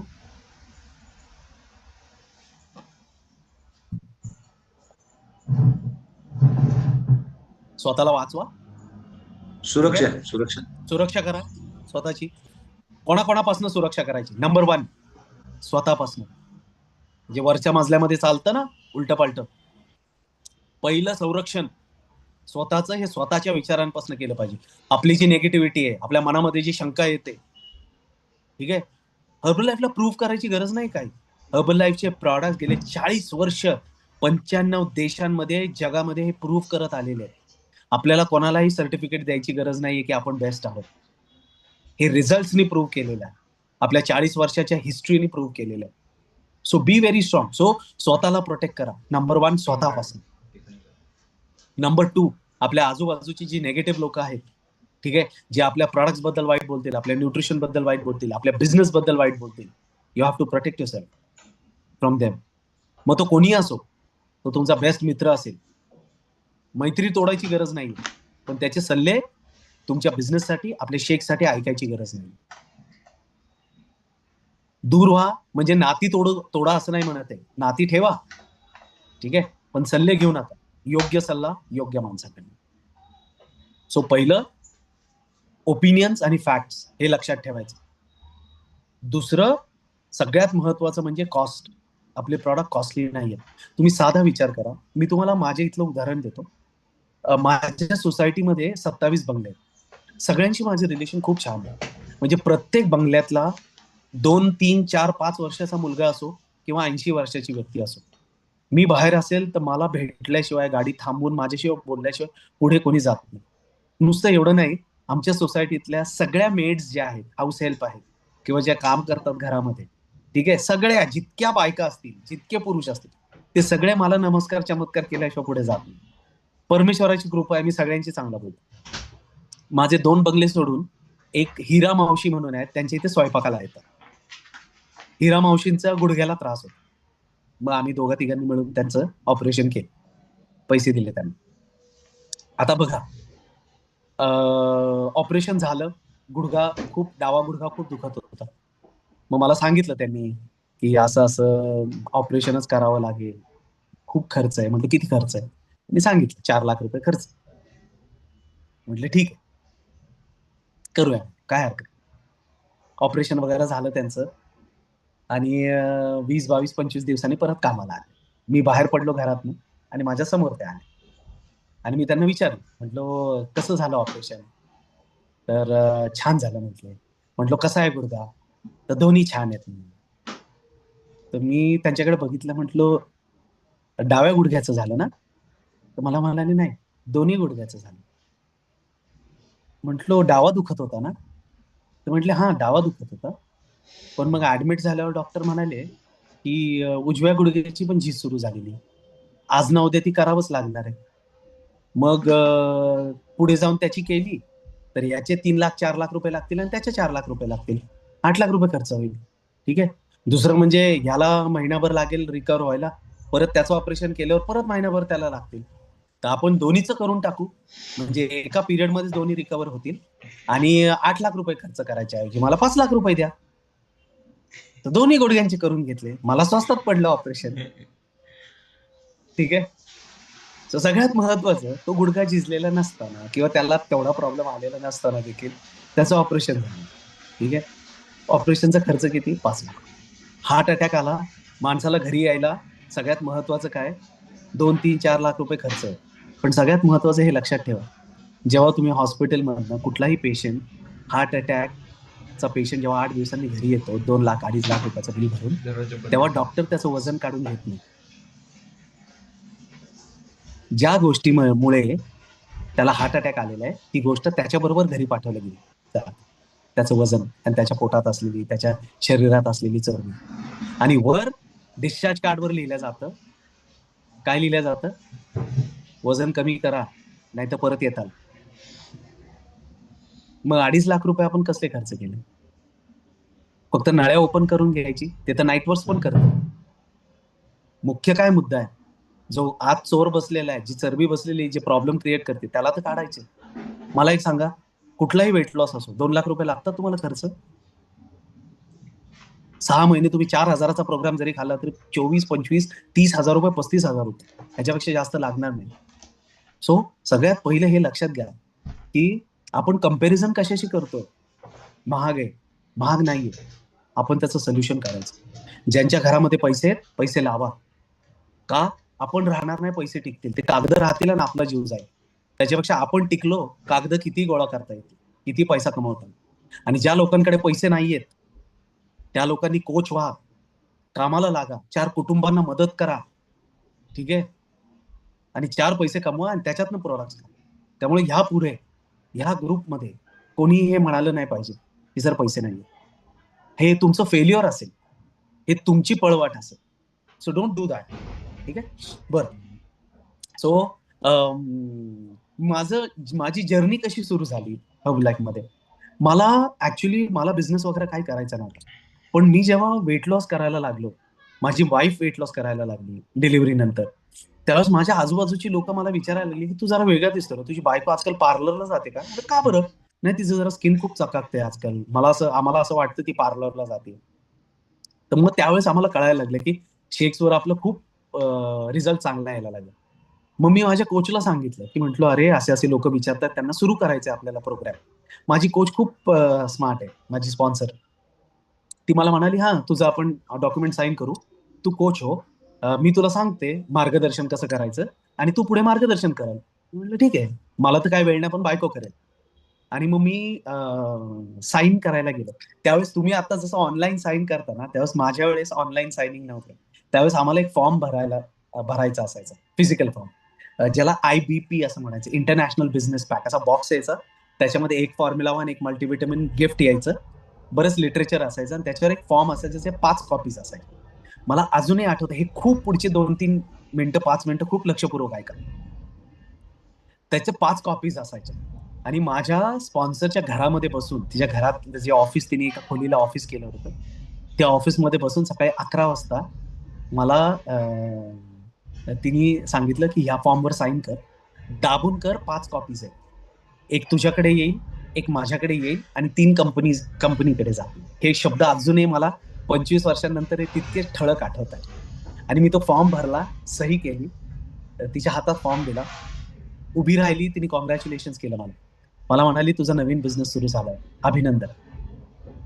म्हणालो काय करायचं?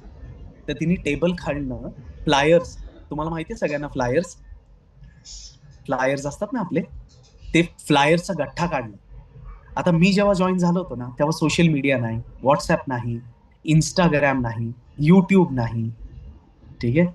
त्यावेळेस आमच्याकडे फक्त 2-3च टूल होते. एक रस्त्यावर जायचं, लोकांशी बोलायचं, किंवा फ्लायर वाटायचे, किंवा न्यूज पेपरमध्ये ऍडव्हर्टाईज द्यायचे, किंवा पॅम्पलेट्स पेपरमध्ये टाकायचे.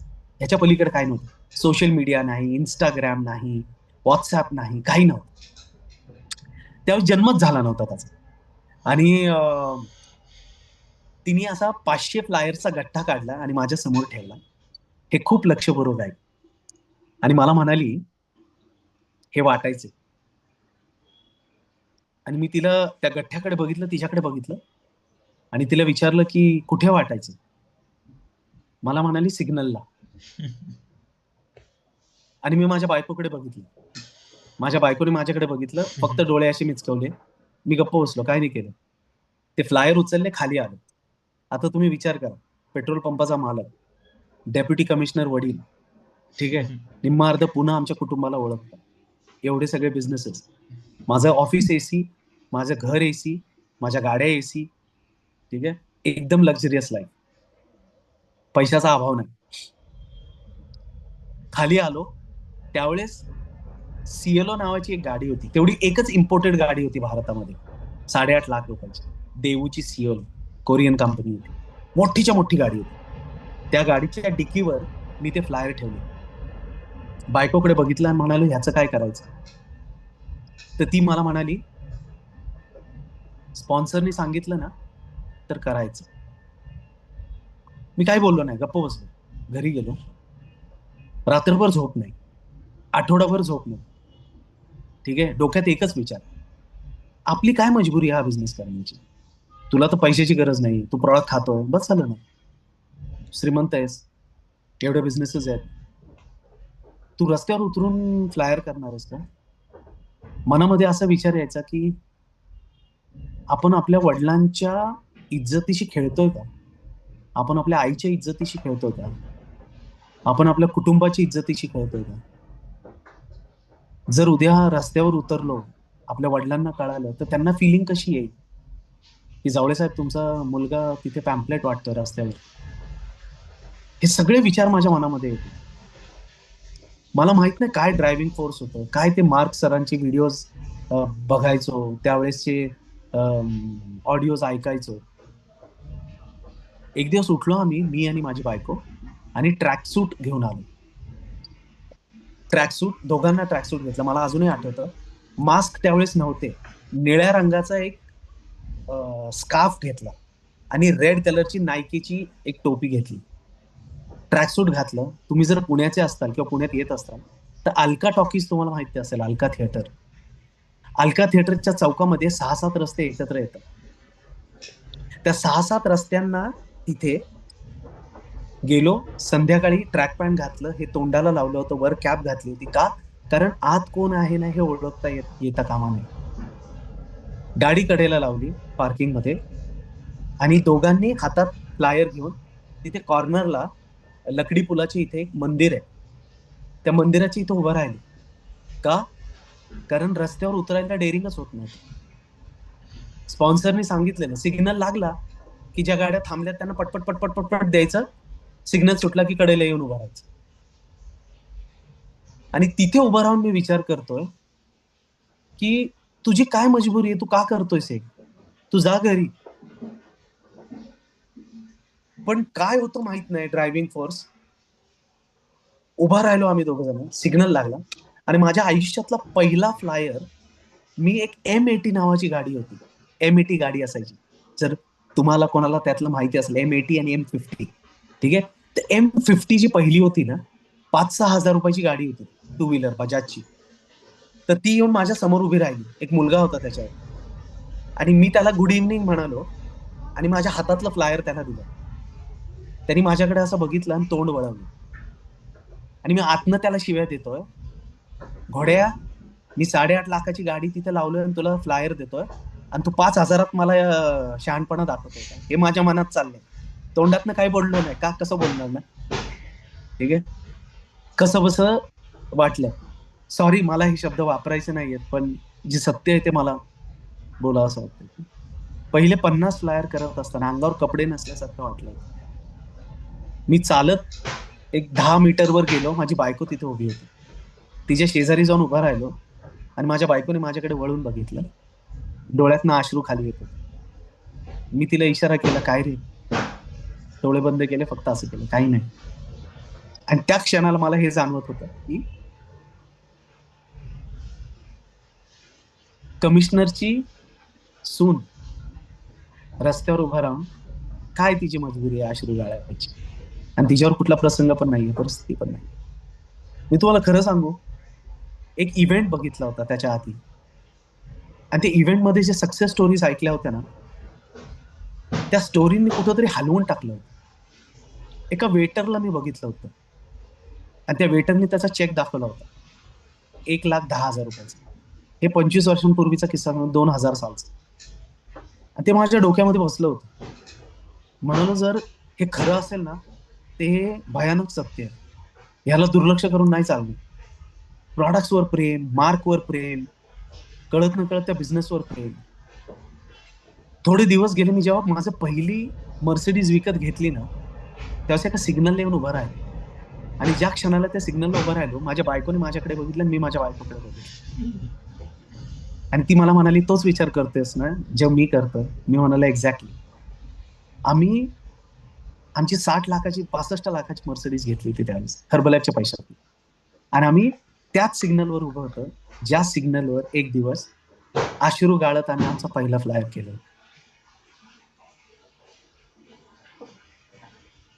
मला तुम्हाला एक गोष्ट सांगायची की डिस्कम्फर्ट पेक्षा ना तुमचं यश हे खूप मोठं आहे.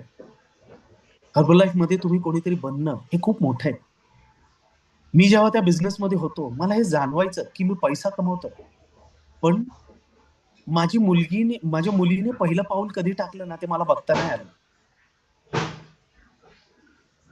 मी दुनियाभरची औषधं खायचो, गल्ला चांगला असायचा, पण औषधं, डॉक्टरकडे जाणं, आणि कुठेतरी नंतर हर्बलाईफ मध्ये आल्यानंतर हे लक्षात यायला लागलं की आपण पैसा तर कमवतोय पण आपण आपली तब्येत गमावतोय. हे त्यावेळेस नव्हतं कळत. त्यावेळेस असं वाटायचं हा ओके, असंच असतं जीवन, गोळ्या खायच्या कामाला लागायचं. पण नंतर कळायला लागलं की आपल्याला ह्या बिझनेसने, आपल्या व्यवसायाने, आपण जे काम करतो त्याने काय दिलेलं आहे. नंबर वन, कौटुंबिक लाईफ हिरावून घेतलं होतं, तब्येत हिरावून घेतली होती. मी रात्री 2-2 वाजताचा अलार्म लावायचो आणि गाडी काढून पंपावर जायचो फक्त एवढं बघायला की वॉचमॅन झोपलाय की जागा आहे. लात मारून वॉचमॅनला उठवायचं, काय झोपायचे पैसे घेतो का. हे विचार, हे ही म्हणजे काय म्हणतो ना आपण, स्टेटस त्यावेळेस होतं, माइंडसेट, ती भाषा. मला त्यावेळेस जाणवलं की आपल्याकडनं हा पैसा जो आहे, आपला व्यवसाय खूप काही हिरावून घेते. आपलं कौटुंबिक लाईफ, आपल्या बायको बरोबरची वेळ, आपल्या मुली बरोबरचे वेळ, आई वडिलांबरोबरची वेळ, ही सगळी हिरावून गेली. आपण कॉम्प्रोमाइज करतोय खूप. पैसा तर येतोय आणि त्यावेळेस आपण एकच समजत असतं, हे असंच असतं पुरुषाचं जीवन. पैसा लागतो बाबा, कुटुंब चालवायचंय.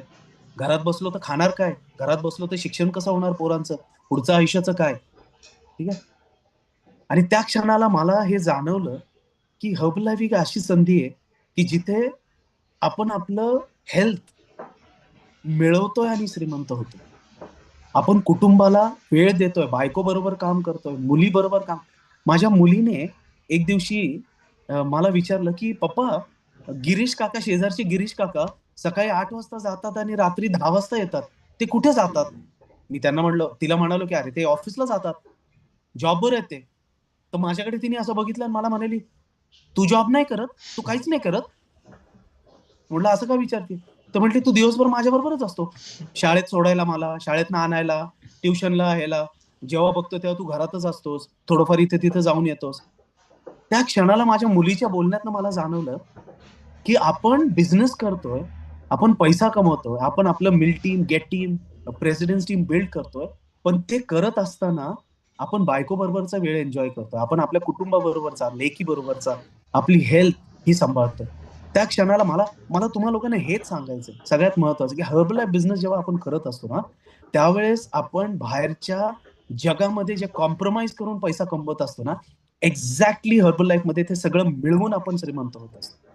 ते मिळवून आपण पैसा कमवत असतो.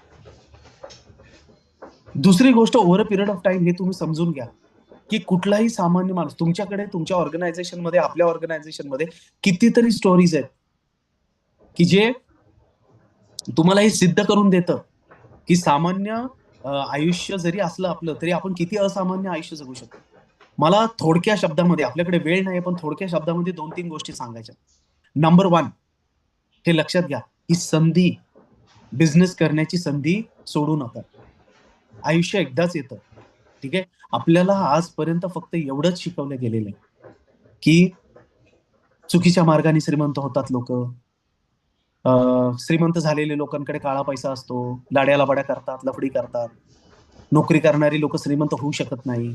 आपण श्रीमंत होऊ शकत नाही कारण आपल्या 7 पिढ्या अशाच आहेत. मोठी स्वप्न बघायची नाहीत. मोठी स्वप्न बघितली की जमिनीवर ये, फार उडू नको हवेत, खाली ये. मला सगळ्यात पहिलं तुम्हा सगळ्यांना हे सांगायचंय की ज्यांच्या ज्यांच्या घरामध्ये, ज्यांच्या ज्यांच्या आजूबाजूला हे असे आवाज आहेत ना, ते बंद करा पहिले.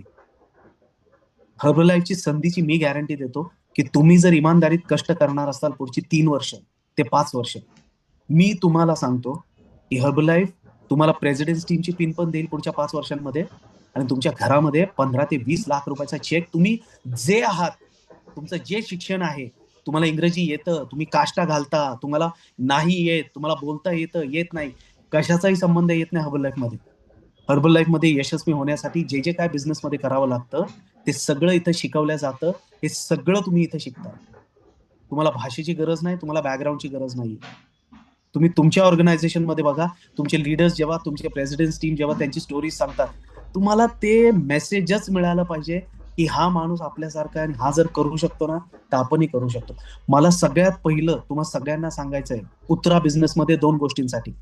नंबर 1, आपलं सगळ्यांचं बिझनेसमध्ये असणं गरजेचं आहे, कारण बाहेर कितीतरी कुटुंब आपले शेकची वाट बघतायत तुमच्या माझ्या मार्फत. Number 1 reason. नंबर 2, बिझनेसमध्ये या, कारण तुम्ही ह्याच्यापेक्षा बेटर लाईफ डिझर्व करता.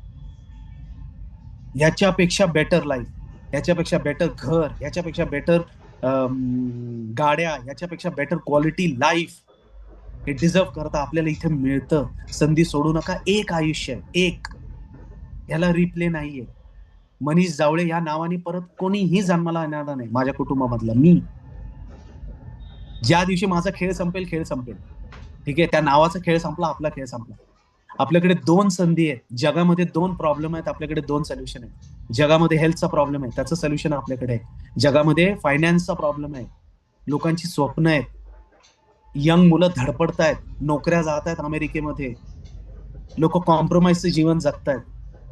का म्हणून त्यांनी कॉम्प्रोमाइजचं जीवन जगायचं? का म्हणून तुम्ही कॉम्प्रोमाइजचं जीवन जगायचं? उतरा, कोच बना, ऑर्गनायझेशन बिल्ड करा, रॉयल्टी कमवायला लागा, इतरांना बिझनेस मध्ये आणा, सगळ्या नातेवाईकांना सांगा तुला असं जगायची गरज नाहीये, मी सांगतो ते कर, तू सिस्टम मध्ये ये, तू बिझनेस करायला लाग, 5-50 हजार रुपये तुला कमवतो. मोठी स्वप्न नका बघू, 1,00,000, 2,00,000, 4,00,000, 5,00,000, 10,00,000, 20,00,000. आमच्यासारखी स्वप्न नका बघू. पण थोडं थोडं बेटर लाईफ मिळू शकतं. एक 5-50 हजार रुपयाची नक्कीच करू शकता, 1,00,000 रुपये नक्की कमवू शकता. मला तुम्हाला हेच सांगायचं की तुमच्या आजूबाजूचे हे नकारात्मक जे आवाज आहेत ना, जे आपल्याला आजपर्यंत शिकवत आलेले आहेत की तू गरीब घरचा आहेस, तुझ्या घरात कोणी श्रीमंत झालेलं नाही, तुझे शिक्षण झालेलं नाहीये, आपण साधे आहोत, आपल्याला आपल्या 7 पिढ्यांमध्ये कोण, हे सगळे आवाज बंद करा. हर्बल लाईफ त्या सगळ्यांना अपवाद आहे. तयार आहात तुम्ही सगळेजण स्वतःवर विश्वास ठेवायला? किती लोक तयार आहेत की मला मला ठेवायचा सर विश्वास माझ्यावर, मला करायचा आहे हा बिझनेस, मी करणार. मी तुम्हाला गॅरंटी देतो, पुढचे 3 वर्ष इमानदारीत तुमचे स्पॉन्सर, तुमचे मेंटॉर जे सांगताल ना ते सगळं करा. तुम्ही मला एखाद दिवशी भेटताल आणि सांगताल की सर तो दिवस होता, ठीक आहे, 25 तारखेचा, ज्या दिवशी तुम्ही बसला, तिथनं कॉन्फिडन्स घेतला, काम केलं. आज 2 वर्षानंतर प्रेसिडेंट टीमची पिन लावून तुमच्या समोर उभा आहे. हा माझा चेक आहे, हे माझं कुटुंब आहे, आयुष्य जगतंय, हे माझी लेकरं, ही माझी आई वडील. मी तुम्हाला सांगतो फक्त 3 वर्ष पुढची 3 ते 5 वर्ष कष्ट करा, बाकी काही करू नका. सुंदर आयुष्य. सो हे केलं पाहिजे आपण. Next most important, marketing plan कडे लक्ष द्या, बिझनेस प्लॅन कडे लक्ष द्या. जी लोक सुपरवायझर नाहीयेत, पहिलं नंबर 1 प्लॅन लिहून घ्या. काय करायचंय तुम्हाला, याच्या मागे लागा, हे करायच्या मागे लागा.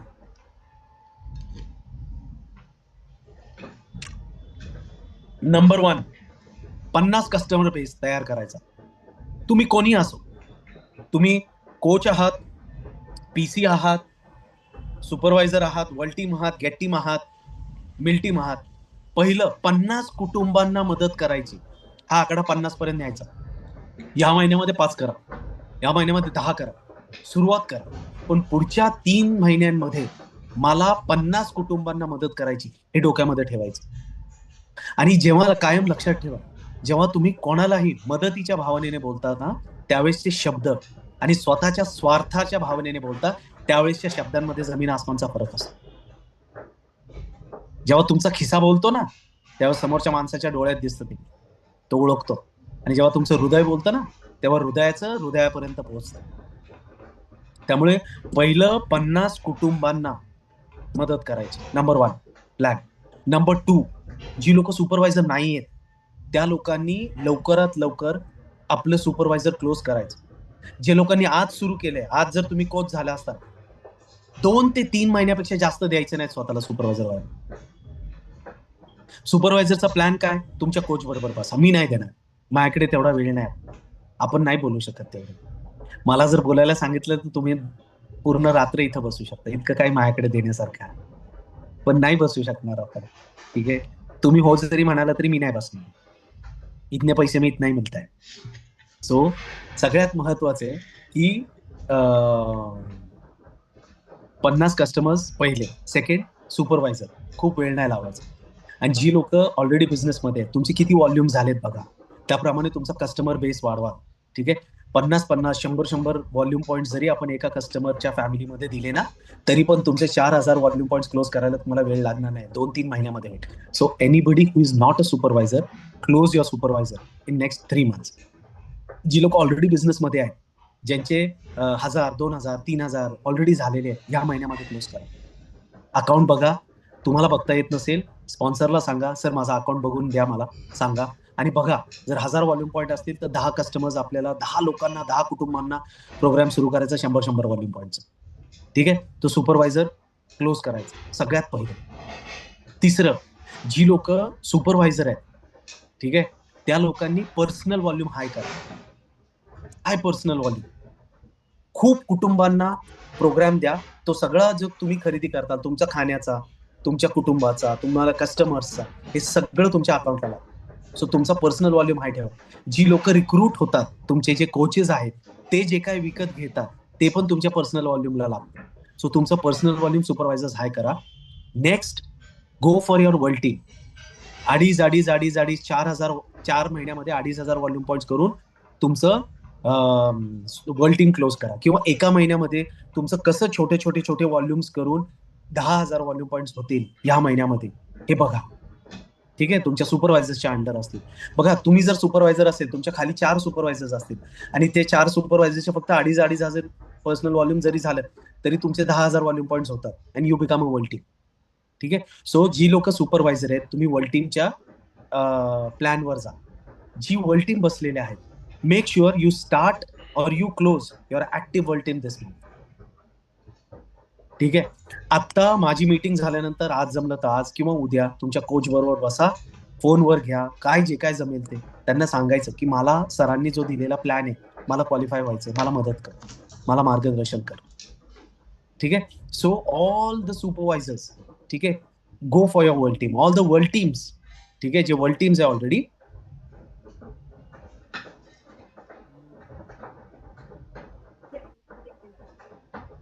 मलाही नाही आठवत मावशी,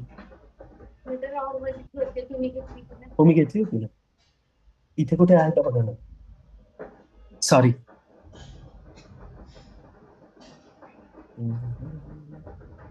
किंवा माझं वॉर्डरोब उघडा बरं, त्याच्यामध्ये जीन्स आहे, त्याच्यामध्ये आहे का बघा. हा, वैशुताईंना सांगा, वैशुताईंना बरं. नाही, मग एक 10-15 मिनिटं देता, मी देतो. किंवा मग ती ड्रॉवर जो आहे ना खाली, त्याच्यामध्ये आहे का बघा बरं. बरं, ते युनिट जे हलवलंय ना आता खालच्या वॉशरूमच्या इथनं, तर त्याच्यावर होती ती, कुठं ठेवली का विचार. सॉरी. घरोघरी मातीच्या चूल. आमच्या मावशी याचे घरामध्ये असतात, आमच्याकडेच नाही. सो जे वर्ल्ड टीम्स आहेत, go for your active world team. ठीक आहे. आणि कायम लक्षात ठेवा की आपण लोकांना मदत करत असताना, जेव्हा लोकांना प्रोग्राम सुरू करता, एक कायम लक्षात ठेवायचं की मार्केटिंग प्लॅन मध्ये, बिझनेस प्लॅन कडे दुर्लक्ष नाही झालं पाहिजे. Always go ahead in your business plan. का माहितीये, हे खूप लक्षपूर्वक ऐका, कळेल नाही कळालं तरी. हब लाईफ मध्ये जर तुमचे स्वप्न असतील श्रीमंत होण्याचं, चांगलं होण्याचं, चांगलं जीवन जगण्याचं, तर नंबर 1 आपण सुपरवायझर व्हायचं. नंबर 2, आपल्या ऑर्गनायझेशनमध्ये तुमच्या अंडर जितके सुपरवायझर्स असतील, बनवता येतील तेवढ्यांना सुपरवायझर व्हायला मदत करायची. तिसरं, रॉयल्टी अर्न करायची. कारण आपण कस्टमरच्या इन्कमवर श्रीमंत नाही होत, आपण रॉयल्टीवर श्रीमंत होतो. कस्टमरचा इन्कम 20-30 हजार रुपये, 40,000, 50,000 पर्यंत जाईल, त्याच्यापेक्षा जास्त जाते. पण जो खरा इन्कम आपला आहे ना, तो रॉयल्टी आहे. सो आपण प्रत्येक जण श्रीमंत का होऊ शकतो, कारण आपली रॉयल्टी आपल्या अंडर किती सुपरवायझर्स आहेत ह्याच्यावर अवलंबून आहे. जी लोक सुपरवायझर्स बनवतात, त्यांच्या अंडर मदत करतात लोकांना सुपरवायझर बनवायला, ते सगळी लोक रॉयल्टी कमवू शकतात. मग याच्याशी तुमच्या शिक्षणाचा, वयाचा, बॅकग्राऊंडचा कशाचाही संबंध नाही. ऍब्सोल्युटली नाही. म्हणजे एखादा शिकलेल्या माणसापेक्षा एखादा अशिक्षित माणूस असेल ना, तो त्याची रॉयल्टी जास्त लवकर बिल्ड करू शकतो. सो असं काही नाही की ज्याला इंग्रजी येतं तो पुढे जाईल, ज्याला येत नाही, ज्याचं शिक्षण झालेलं नाही, ज्याने शाळा कधी पाहिलेली नाही, तो पुढे जाणार नाही, असं काही नाही. माझ्या पूर्ण आयुष्यामध्ये मी एकच संधी अशी बघितली की जिथे वयाची बॅरियर तुटतोय, शिक्षणाचं तुटतंय, बॅकग्राऊंडचं तुटतंय, हे काही लागत नाही. सामान्य माणूस. आणि तुमच्यासाठी म्हणून सांगतो, हे कधी ना कधीतरी तुम्हाला आठवेल माझे शब्द.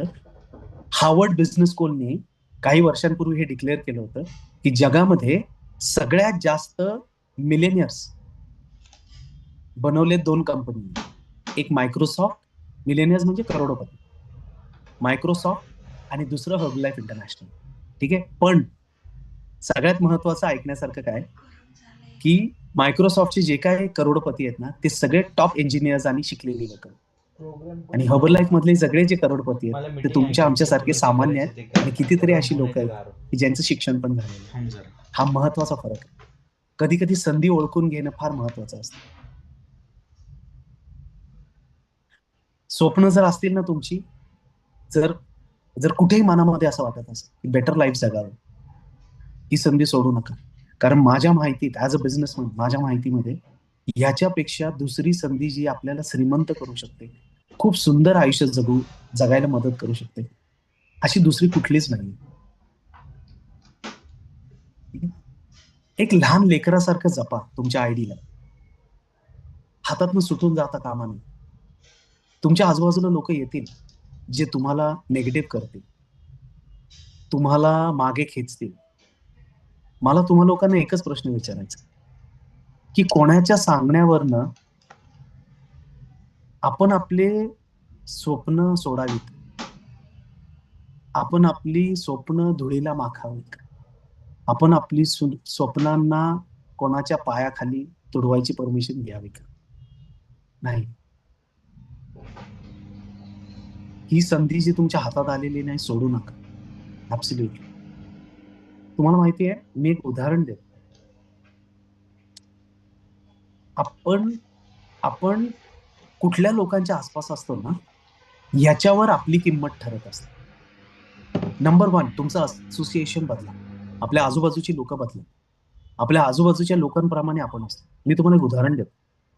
विचार करा, तुम्ही एक जागा घेतली 30 लाख रुपयाची, आणि ज्या दिवशी तुम्ही घेतली त्याच्या दुसऱ्या दिवशी गव्हर्नमेंटने डिक्लेअर केलं त्या जागेच्या शेजारी स्मशानभूमी डिक्लेअर झाली. मला सांगा, तुमच्या जागेची किंमत काय? 0. कोणी विकत नाही घेणार ती जागा, कोणीच नाही. म्हणजे त्याला भाव हा अजिबात नसणार आहे. पण जर तुम्ही 30 लाखाला ती जागा घेतली आणि दुसऱ्या दिवशी डिक्लेअर झालं की तुमच्या शेजारचा प्लॉट शाहरुख खानने घेतलेला, काय किंमत लागणार त्याची? 10 पट, 20 पट, 25 पट त्याला किंमत नाही. याचा अर्थ काय?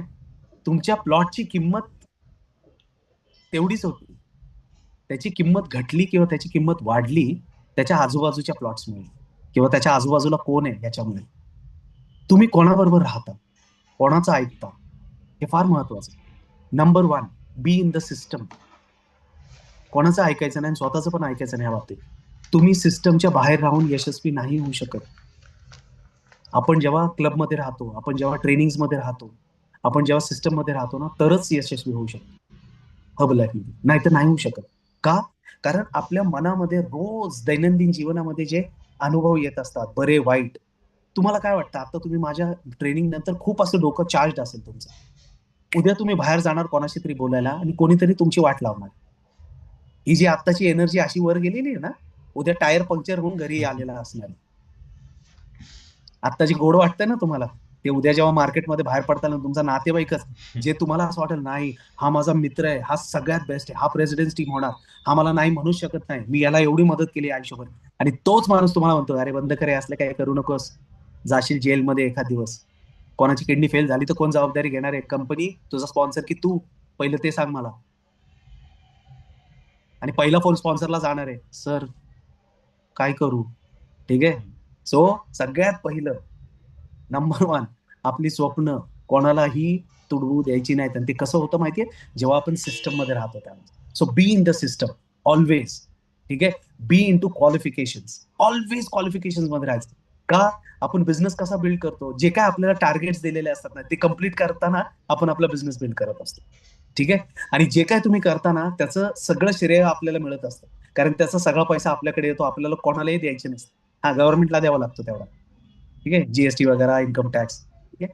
पण सगळंच सगळं जे काय तुम्ही कष्ट करता ते सगळं तुमच्या वाटेला येत असतं. त्यामुळे भरपूर कष्ट करायचे. मला तुम्हाला काही 2-4 गोष्टी दाखवायच्या संपवायच्या आधी. शिवाजी सर, मला फक्त ते पीपीटी दाखवा ना प्लीज. ठीक आहे, मला स्क्रीन शेअरिंगची पण परमिशन द्या. माझ्या स्क्रीनवर तर येईलच, ठीक आहे. माझ्या स्क्रीनवर दिसतंय तुम्हाला?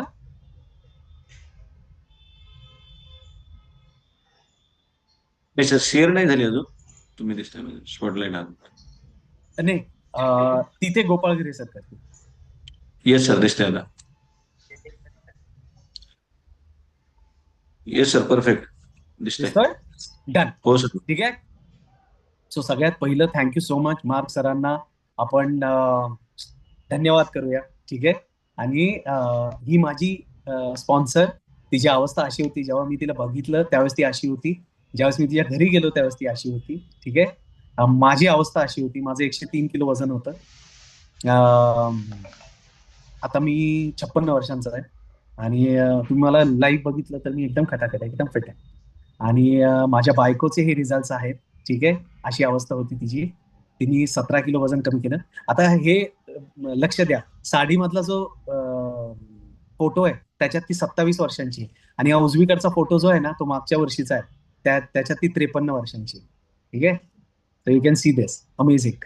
आणि हा आमचा इनिशियल स्टेजेसचा फोटो. पण मी हा का दाखवतो हे खूप लक्षपूर्वक आहे. हा हात दिसतो का तुम्हाला इथे? ठीक आहे.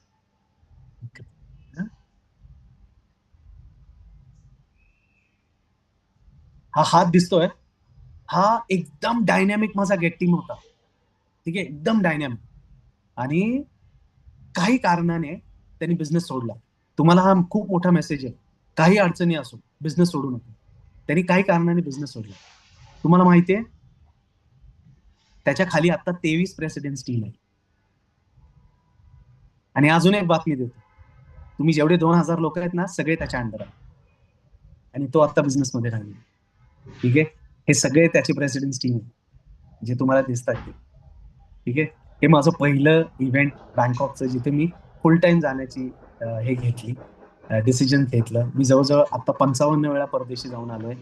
हे जेव्हा हे प्रेसिडेंट्स टीम झालं तेव्हा एमओजीला भेटण्याची जेव्हा संधी मिळाली, हे खूप वेकेशन्स केले. आणि हे लास वेगसला जेव्हा गेलो होतो, पहिला बोनस जेव्हा मिळाला, जवळजवळ 60 लाख रुपये बोनस मिळाला होता. हे युरोप फिरायला जेव्हा गेलो होतो, हे पॅरिसचे फोटोग्राफ्स आहेत, हे मेक्सिकोचे आहेत जिथं न्यूट्रिशन क्लब शिकायला गेलो होतो, हे लास वेगसचं आहे. या सगळ्या गाड्या, हे हेलिकॉप्टर मी भाड्याने घेतलं होतं फक्त माझ्या एकट्यासाठी, ठीक आहे, Las Vegas to Grand Canyon जाण्यासाठी. आणि हे लंडनचे फोटोग्राफ्स आहे, मार्क सरांना भेटायला गेलो त्यावेळेस. ह्या माझ्या काही कार्स आहेत, ही माझी कार आहे, ही माझ्या बायकोची आहे, ठीक आहे. आणि थोड्या दिवसात एक नवीन मर्सिडीज येते, ठीक आहे, एकदम लेटेस्ट, एकदम झकास, ठीक आहे. माझ्या बायकोला खूप आवडली म्हणून घेतो, बाकी काही नाही. आणि वाटलं नव्हतं असं काही आयुष्य भेटत. सो फक्त माझ्या स्टोरीमधनं मी तुम्हाला एकच गोष्ट सांगेन की मी हर्बल लाईफ मध्ये यशस्वी याच्यासाठी नाही झालो की मी आधी बिझनेसमन होतो, श्रीमंत होतो किंवा शिकलेलो होतो म्हणून. मी हर्बल लाईफ मध्ये यशस्वी झालो कारण हर्बल लाईफचा बिझनेस प्लॅन तसा. आणि जर तो बिझनेस प्लॅन मला श्रीमंत करू शकतो, तो बिझनेस प्लॅन प्रत्येकाला श्रीमंत करू शकतो तुमच्यातला, ठीक आहे. सो कामाला लागा. 2 फक्त गोष्टी मी तुम्हाला सांगेन, मग आपण क्लोज करूया. गोपाळगिरे सर, मला फक्त 2 गोष्टी त्या हव्यात जे तुम्ही वेकेशन्स, मी तुम्हाला सांगू, भारतामध्ये कोणीच इतके वेकेशन्स देत नाही ना जितके तुम्ही लोक देतात, ठीक आहे. सो 2 वेकेशन्स तुम्हाला अवेलेबल आहेत. सगळ्यांनी वेकेशन्सला क्वालिफाय व्हायचं, सगळ्यांनी 100%, ठीक आहे. सो तुम्ही तुमच्या ग्रुपवर त्याचं येईल एक मनालीचं वेकेशन आहे, ठीक आहे, त्याचं क्वालिफिकेशन करायचं. आणि दुसरं सापुताऱ्याचं, ठीक आहे, ते करायचं. बघा, आपण असं कुटुंब घेऊन सापुताऱ्याला जाऊ शकतो, असं कुटुंब घेऊन मनालीला जाऊ शकतो, पण हर्बल लाईफच्या कुटुंबाबरोबर जेव्हा जातो ना त्यावेळेसचे जे आनंद आहे ना ते अतिशय फॅन्टॅस्टिक आहे. मी तुम्हाला एक इन्सिडेंट सांगेन कधीतरी, जेव्हा तुम्ही लाईव्ह आपण भेटूया ना, जेव्हा 1 to 1 ट्रेनिंग मध्ये, तेव्हा मी तुम्हाला सांगेन. ठीक आहे. जाता जाता फक्त एक छोटीशी स्टोरी तुम्हाला सांगतो, मग आपण क्लोज करूया. एक विमान असतं, एका विमानामध्ये खूप लोक असतात आणि ते विमान 30-40 हजार फुटावर उडत असतं. आणि अचानक पायलटचा आवाज येतो. पायलट म्हणतो की सगळ्यांनी बेल्ट बांधा, कारण खूप टर्ब्युलन्स आहे, खूप वातावरण बिघडलेलं आहे. आणि ते बोलतात असे सगळेजण बेल्ट लावतात. आणि त्याच्यानंतर इतके हेलकावे खायला लागतं ते विमान, वर खाली वर खाली वर खाली व्हायला लागतं. आणि सगळ्या लोकांना 100% हे पटतं की आता खरं नाहीये, हे कोसळणार आहे. सगळेजण डोळ्यातनं पाणी, डोळे बंद करतात, परमेश्वराची आठवण काढतात, देवाची आठवण काढतात, हात जोडून विनंती करत असतात की ही वेळ मारून नये, आम्हाला जिवंत ठेव, विमानाला काही होऊ देऊ नको, सगळे प्रार्थना करत असतात. एक मुलगी असते त्या विमानामध्ये बसलेली, ती सगळ्यांकडे बघत असते. लहान मुलगी असते, 8-10 वर्षांची, आणि ती सगळ्यांकडे बघत असते आणि सगळ्यांकडे बघून हसत असते. स्माईल असतो तिच्या चेहऱ्यावर. आणि तिच्या आजूबाजूची सगळी लोक तिच्याकडे बघत होते. म्हणजे त्यांना मोठा प्रश्न पडत होता की इतकं विमान वर खाली होत आहे आणि ही स्माईल का करते. आपण देवाची प्रार्थना करतोय, संपणार सगळं ह्याचा विश्वास वाटतोय, विनवण्या करतोय देवाला, आणि ही पोरगी सगळीकडे बघून स्माईल करते. कसं बस ते पायलट त्याला कंट्रोल मध्ये आणतात, ती वेळ मारून नेतात आणि ते विमान लँड होतं सुखरूप, सगळ्यांच्या जीवात जीव आहे. पण सगळ्या लोकांना एकच प्रश्न पडलेला असतो, ही पोरगी हसत का होती, स्माईल का करत होती, हिच्या चेहऱ्यावर स्माईल का होती. ते लँड झाल्यानंतर सगळी लोक तिच्या भोवतीने गराडा घालतात आणि त्या पोरीला विचारतात की एवढं सगळं वर खाली चाललं होतं, आम्ही सगळेजण घाबरलो होतो, सगळेजण मरणाच्या दारामध्ये होतो, तू स्माईल का करत होती. ती पोरगी जे उत्तर देते ते ऐकण्यासारखे. ती मुलगी म्हणते, या विमानाचे पायलट माझे वडील आहेत.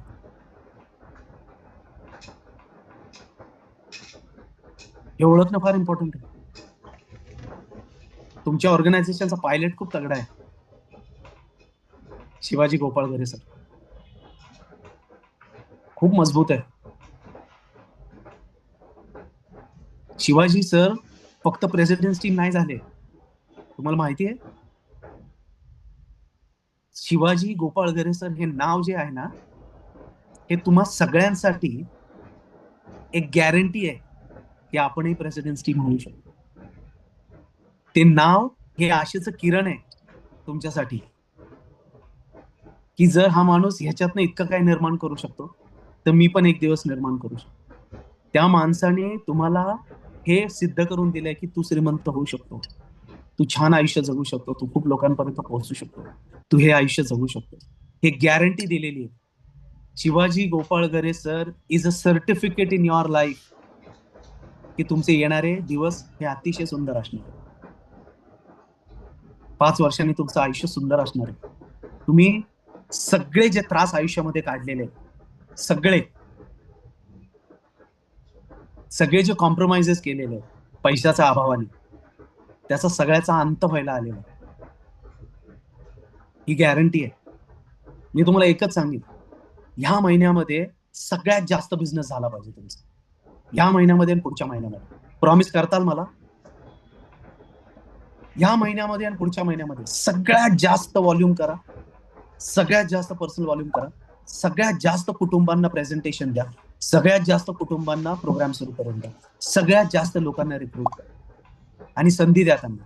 सगळ्यांना सांगा, तू काळजी करू नकोस, तू बिझनेस सुरू कर, तुझं आयुष्य बदलायचं काम आपण करूया, मी तुला साथ देतो, आपण चांगलं आयुष्य जगूया, मी तुला गॅरंटी देतो. माझ्याकडनं तुम्हा लोकांना खूप खूप शुभेच्छा. या 2 महिने जर तुम्हा कोणालाही मी आज जे काय बोललो हे अंतःकरणापासून आवडलं असेल, तर मला थँक्यू बोलण्यासाठी या 2 महिन्यांमध्ये सगळ्यात जास्त बिझनेस करा जो आजपर्यंत तुम्ही केलेला नाही. करताल प्रॉमिस सगळे? ठीक आहे. Thank you so much. माझ्याकडनं खूप शुभेच्छा तुम्हा सगळ्यांना, सगळ्यांच्या कुटुंबांना. खूप निरोगी आयुष्य जगा, खूप मोठी स्वप्न बघा. का बघा माहितीये? ह्या जगाच्या बाहेर मी नाही म्हणू शकत, पण हर्बलाईफच्या जगामध्ये खूप मोठी स्वप्न बघा, कारण ती पूर्ण होतात. कॉम्प्रोमाइजचं जीवन नका जगू. आणि कोणालाही कारण नसताना फक्त वजनामुळे, न्यूट्रिशनच्या अभावामुळे जीव गमावू देऊ नका. डोक्यावर बसा भूतासारखं त्याच्या, आणि त्याच्याकडनं प्रोग्राम चालू करून घ्या आणि त्याचा जीव वाचवा. माझ्याकडनं खूप शुभेच्छा. Thank you so much. Shivaji sir, over to you. God bless you. Yes sir, thank you sir. शब्द नाही आहेत. आणि थँक्यू. मी तुम्हाला एक गोष्ट सांगू मनापासून, करा रे.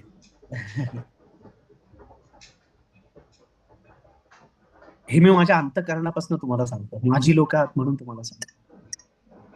खरंच करा हवे असं. जेव्हा आयुष्य जगताना हर्बल लाईफचं प्रेसिडेंट टीम म्हणून, तेव्हा तुम्हाला खरंच असं वाटेल की आपल्या जन्माचं सार्थक झालं. आई वडिलांसाठी, आपल्यासाठी, बायकोसाठी, नवऱ्यासाठी, मुलांसाठी, आपल्या नातेवाईकांसाठी. मी हे सांगत नाही कधी कोणाला, पण आता बोलावंसं वाटतं तुम्हाला कोणाशी, की मी खूप मुलींचं शिक्षण करतो, मी खूप अनाथ आश्रमांना दान देतो, मी खूप वृद्धाश्रमांना दान देतो. असं म्हणायला हरकत नाही की माझा निम्मा अर्धा चेक त्याच्यातच झाला. मला काळजी नाहीये त्याची. का माहिती? कारण कुठे ना कुठे या लोकांचा जो आशीर्वाद आहे ना, तो माझ्या दोन्ही लेकींचं कल्याण करणार आहे, माझ्या कुटुंबाचं कल्याण करणार आहे. मला एवढं माहिती आहे. मला तुम्हाला हे सांगावंसं वाटतं मनापासून, की खरंच करा हा बिझनेस खूप मनापासून. खूप सुंदर आयुष्य जगताय. सगळे त्याची व्हॅल्यू वेगळी आहे. पैसा पैसा पैसा म्हणून नाही, पण खूप समाधानाचं, खूप आशीर्वादाचं जीवन जगताय. आपल्याबद्दलच्या लोकांच्या ज्या भावना असतात ना, त्याला तोड नाही. तुम्ही जे तुमच्या कुटुंबासाठी करता, तुमची जी आपली जी शांती असते, मन इतकं स्थिर असतं, इतका आनंद असतो अंतःकरणामध्ये. रात्री झोपताना खूप आनंद असतो, पहाटे उठताना खूप आनंद असतो. दैनंदिन जीवन इतकं सुंदर जगत असतो ना आपण, जे मला खूप जाणवतं की माझ्याकडे पैसा असताना मी ती शांतीत जीवन जगत नाही. जे आता माझ्या सगळ्या बिझनेसेसचे आकडे एकत्र टाकूनही त्याच्या दुपटीने मी आज पैसा कमवतो हवं लागेल, आणि त्याच्या दुपटीने तिपटीने तब्येत आणि आनंद लुटतो आयुष्याचा. मला तुम्हाला या भाषेत, या शब्दात सांगावं वाटतं की अरे, करा रे तुम्ही लोक, कष्ट करा, घाबरू नका. 5 वर्ष द्या, पडा उठा, सगळे दिवस चांगले नसणार आहेत. डोकी फुटतील, गुडघे फुटतील, नकारात्मक परिस्थिती येईल, नापास होतात, खाली पडताल, खड्ड्यात जाताल. पण 5 वर्षांनंतर जेव्हा फिनिश करताल ना, त्याच्या नंतर जे होईल ना आयुष्यामध्ये, त्याला तोड नसणार. परत वळून नाही बघणार कधी आयुष्यामध्ये. Thank you so much. Thank you. God bless you. याच्यापेक्षा बेस्ट शब्द माझ्याकडे नाही तुम्हाला सांगायला, आणि बेस्ट भावना पण नाही. थँक्यू. येस. सो सर्वप्रथम आपण जर क्लॅपिंग करूया. आणि रिअली असं मला एकही ट्रेनिंग आठवत नाही मी सरांना ऐकलंय आणि आम्ही लोक रडलो नाहीये. आज कित्येक डिवाइस होते मी पाहत होतो, बऱ्याच लोकांच्या डोळ्यामध्ये पाणी होतं.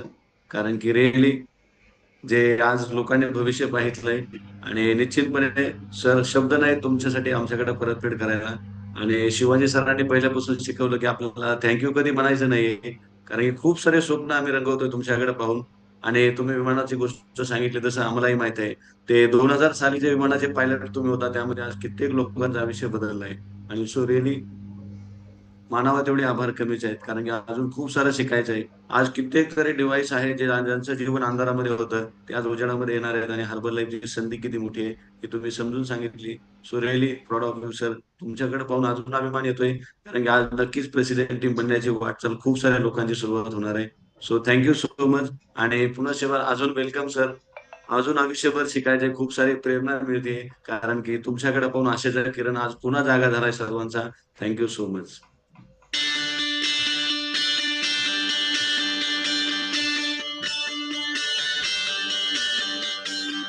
happy ending, happy ending.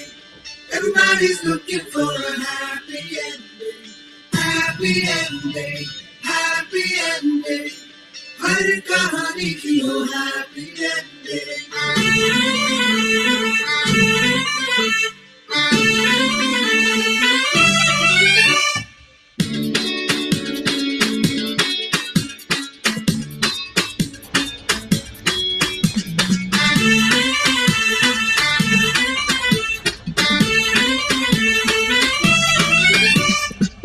कभी दरवाजे पे जो ठक हुई तो दस्तक वो शोहरत की हो, कभी जो धक्के यूं ही छम छम हुई तो बारिश वो दौलत की हो. तो जैसे बोलते हैं ख्याली बातों में सभी के वैसे ही बुरे अरमान हो. सबका भला हो, सबका सही हो, अपना भी लेकिन सबसे सही हो. हमसे ना ऊपर कोई कहीं हो. सबका भला हो, सबका सही हो, सबका भला हो, सबका सही हो, अपना भी लेकिन सबसे सही हो. हमसे ना ऊपर कोई कहीं हो. सबका भला हो, सबका सही हो. Happy ending, happy ending. Everybody's looking for a happy ending, happy ending, happy ending. हर कहानी की हो happy ending.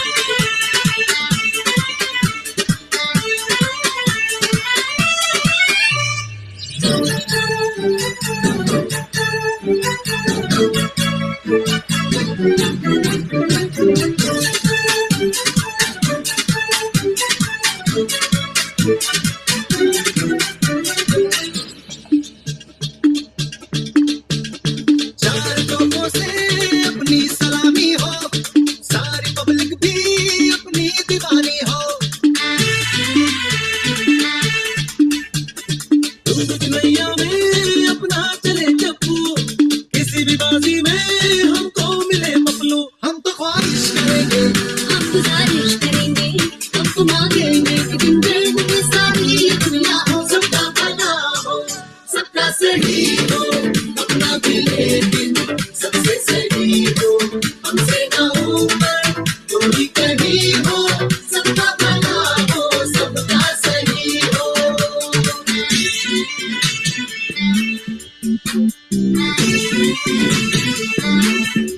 Happy ending, happy ending.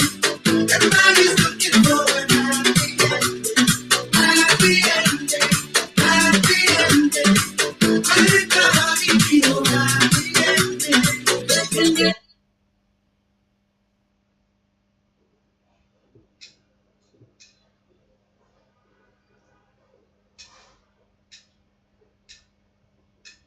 इसका तो बजा डाला काट.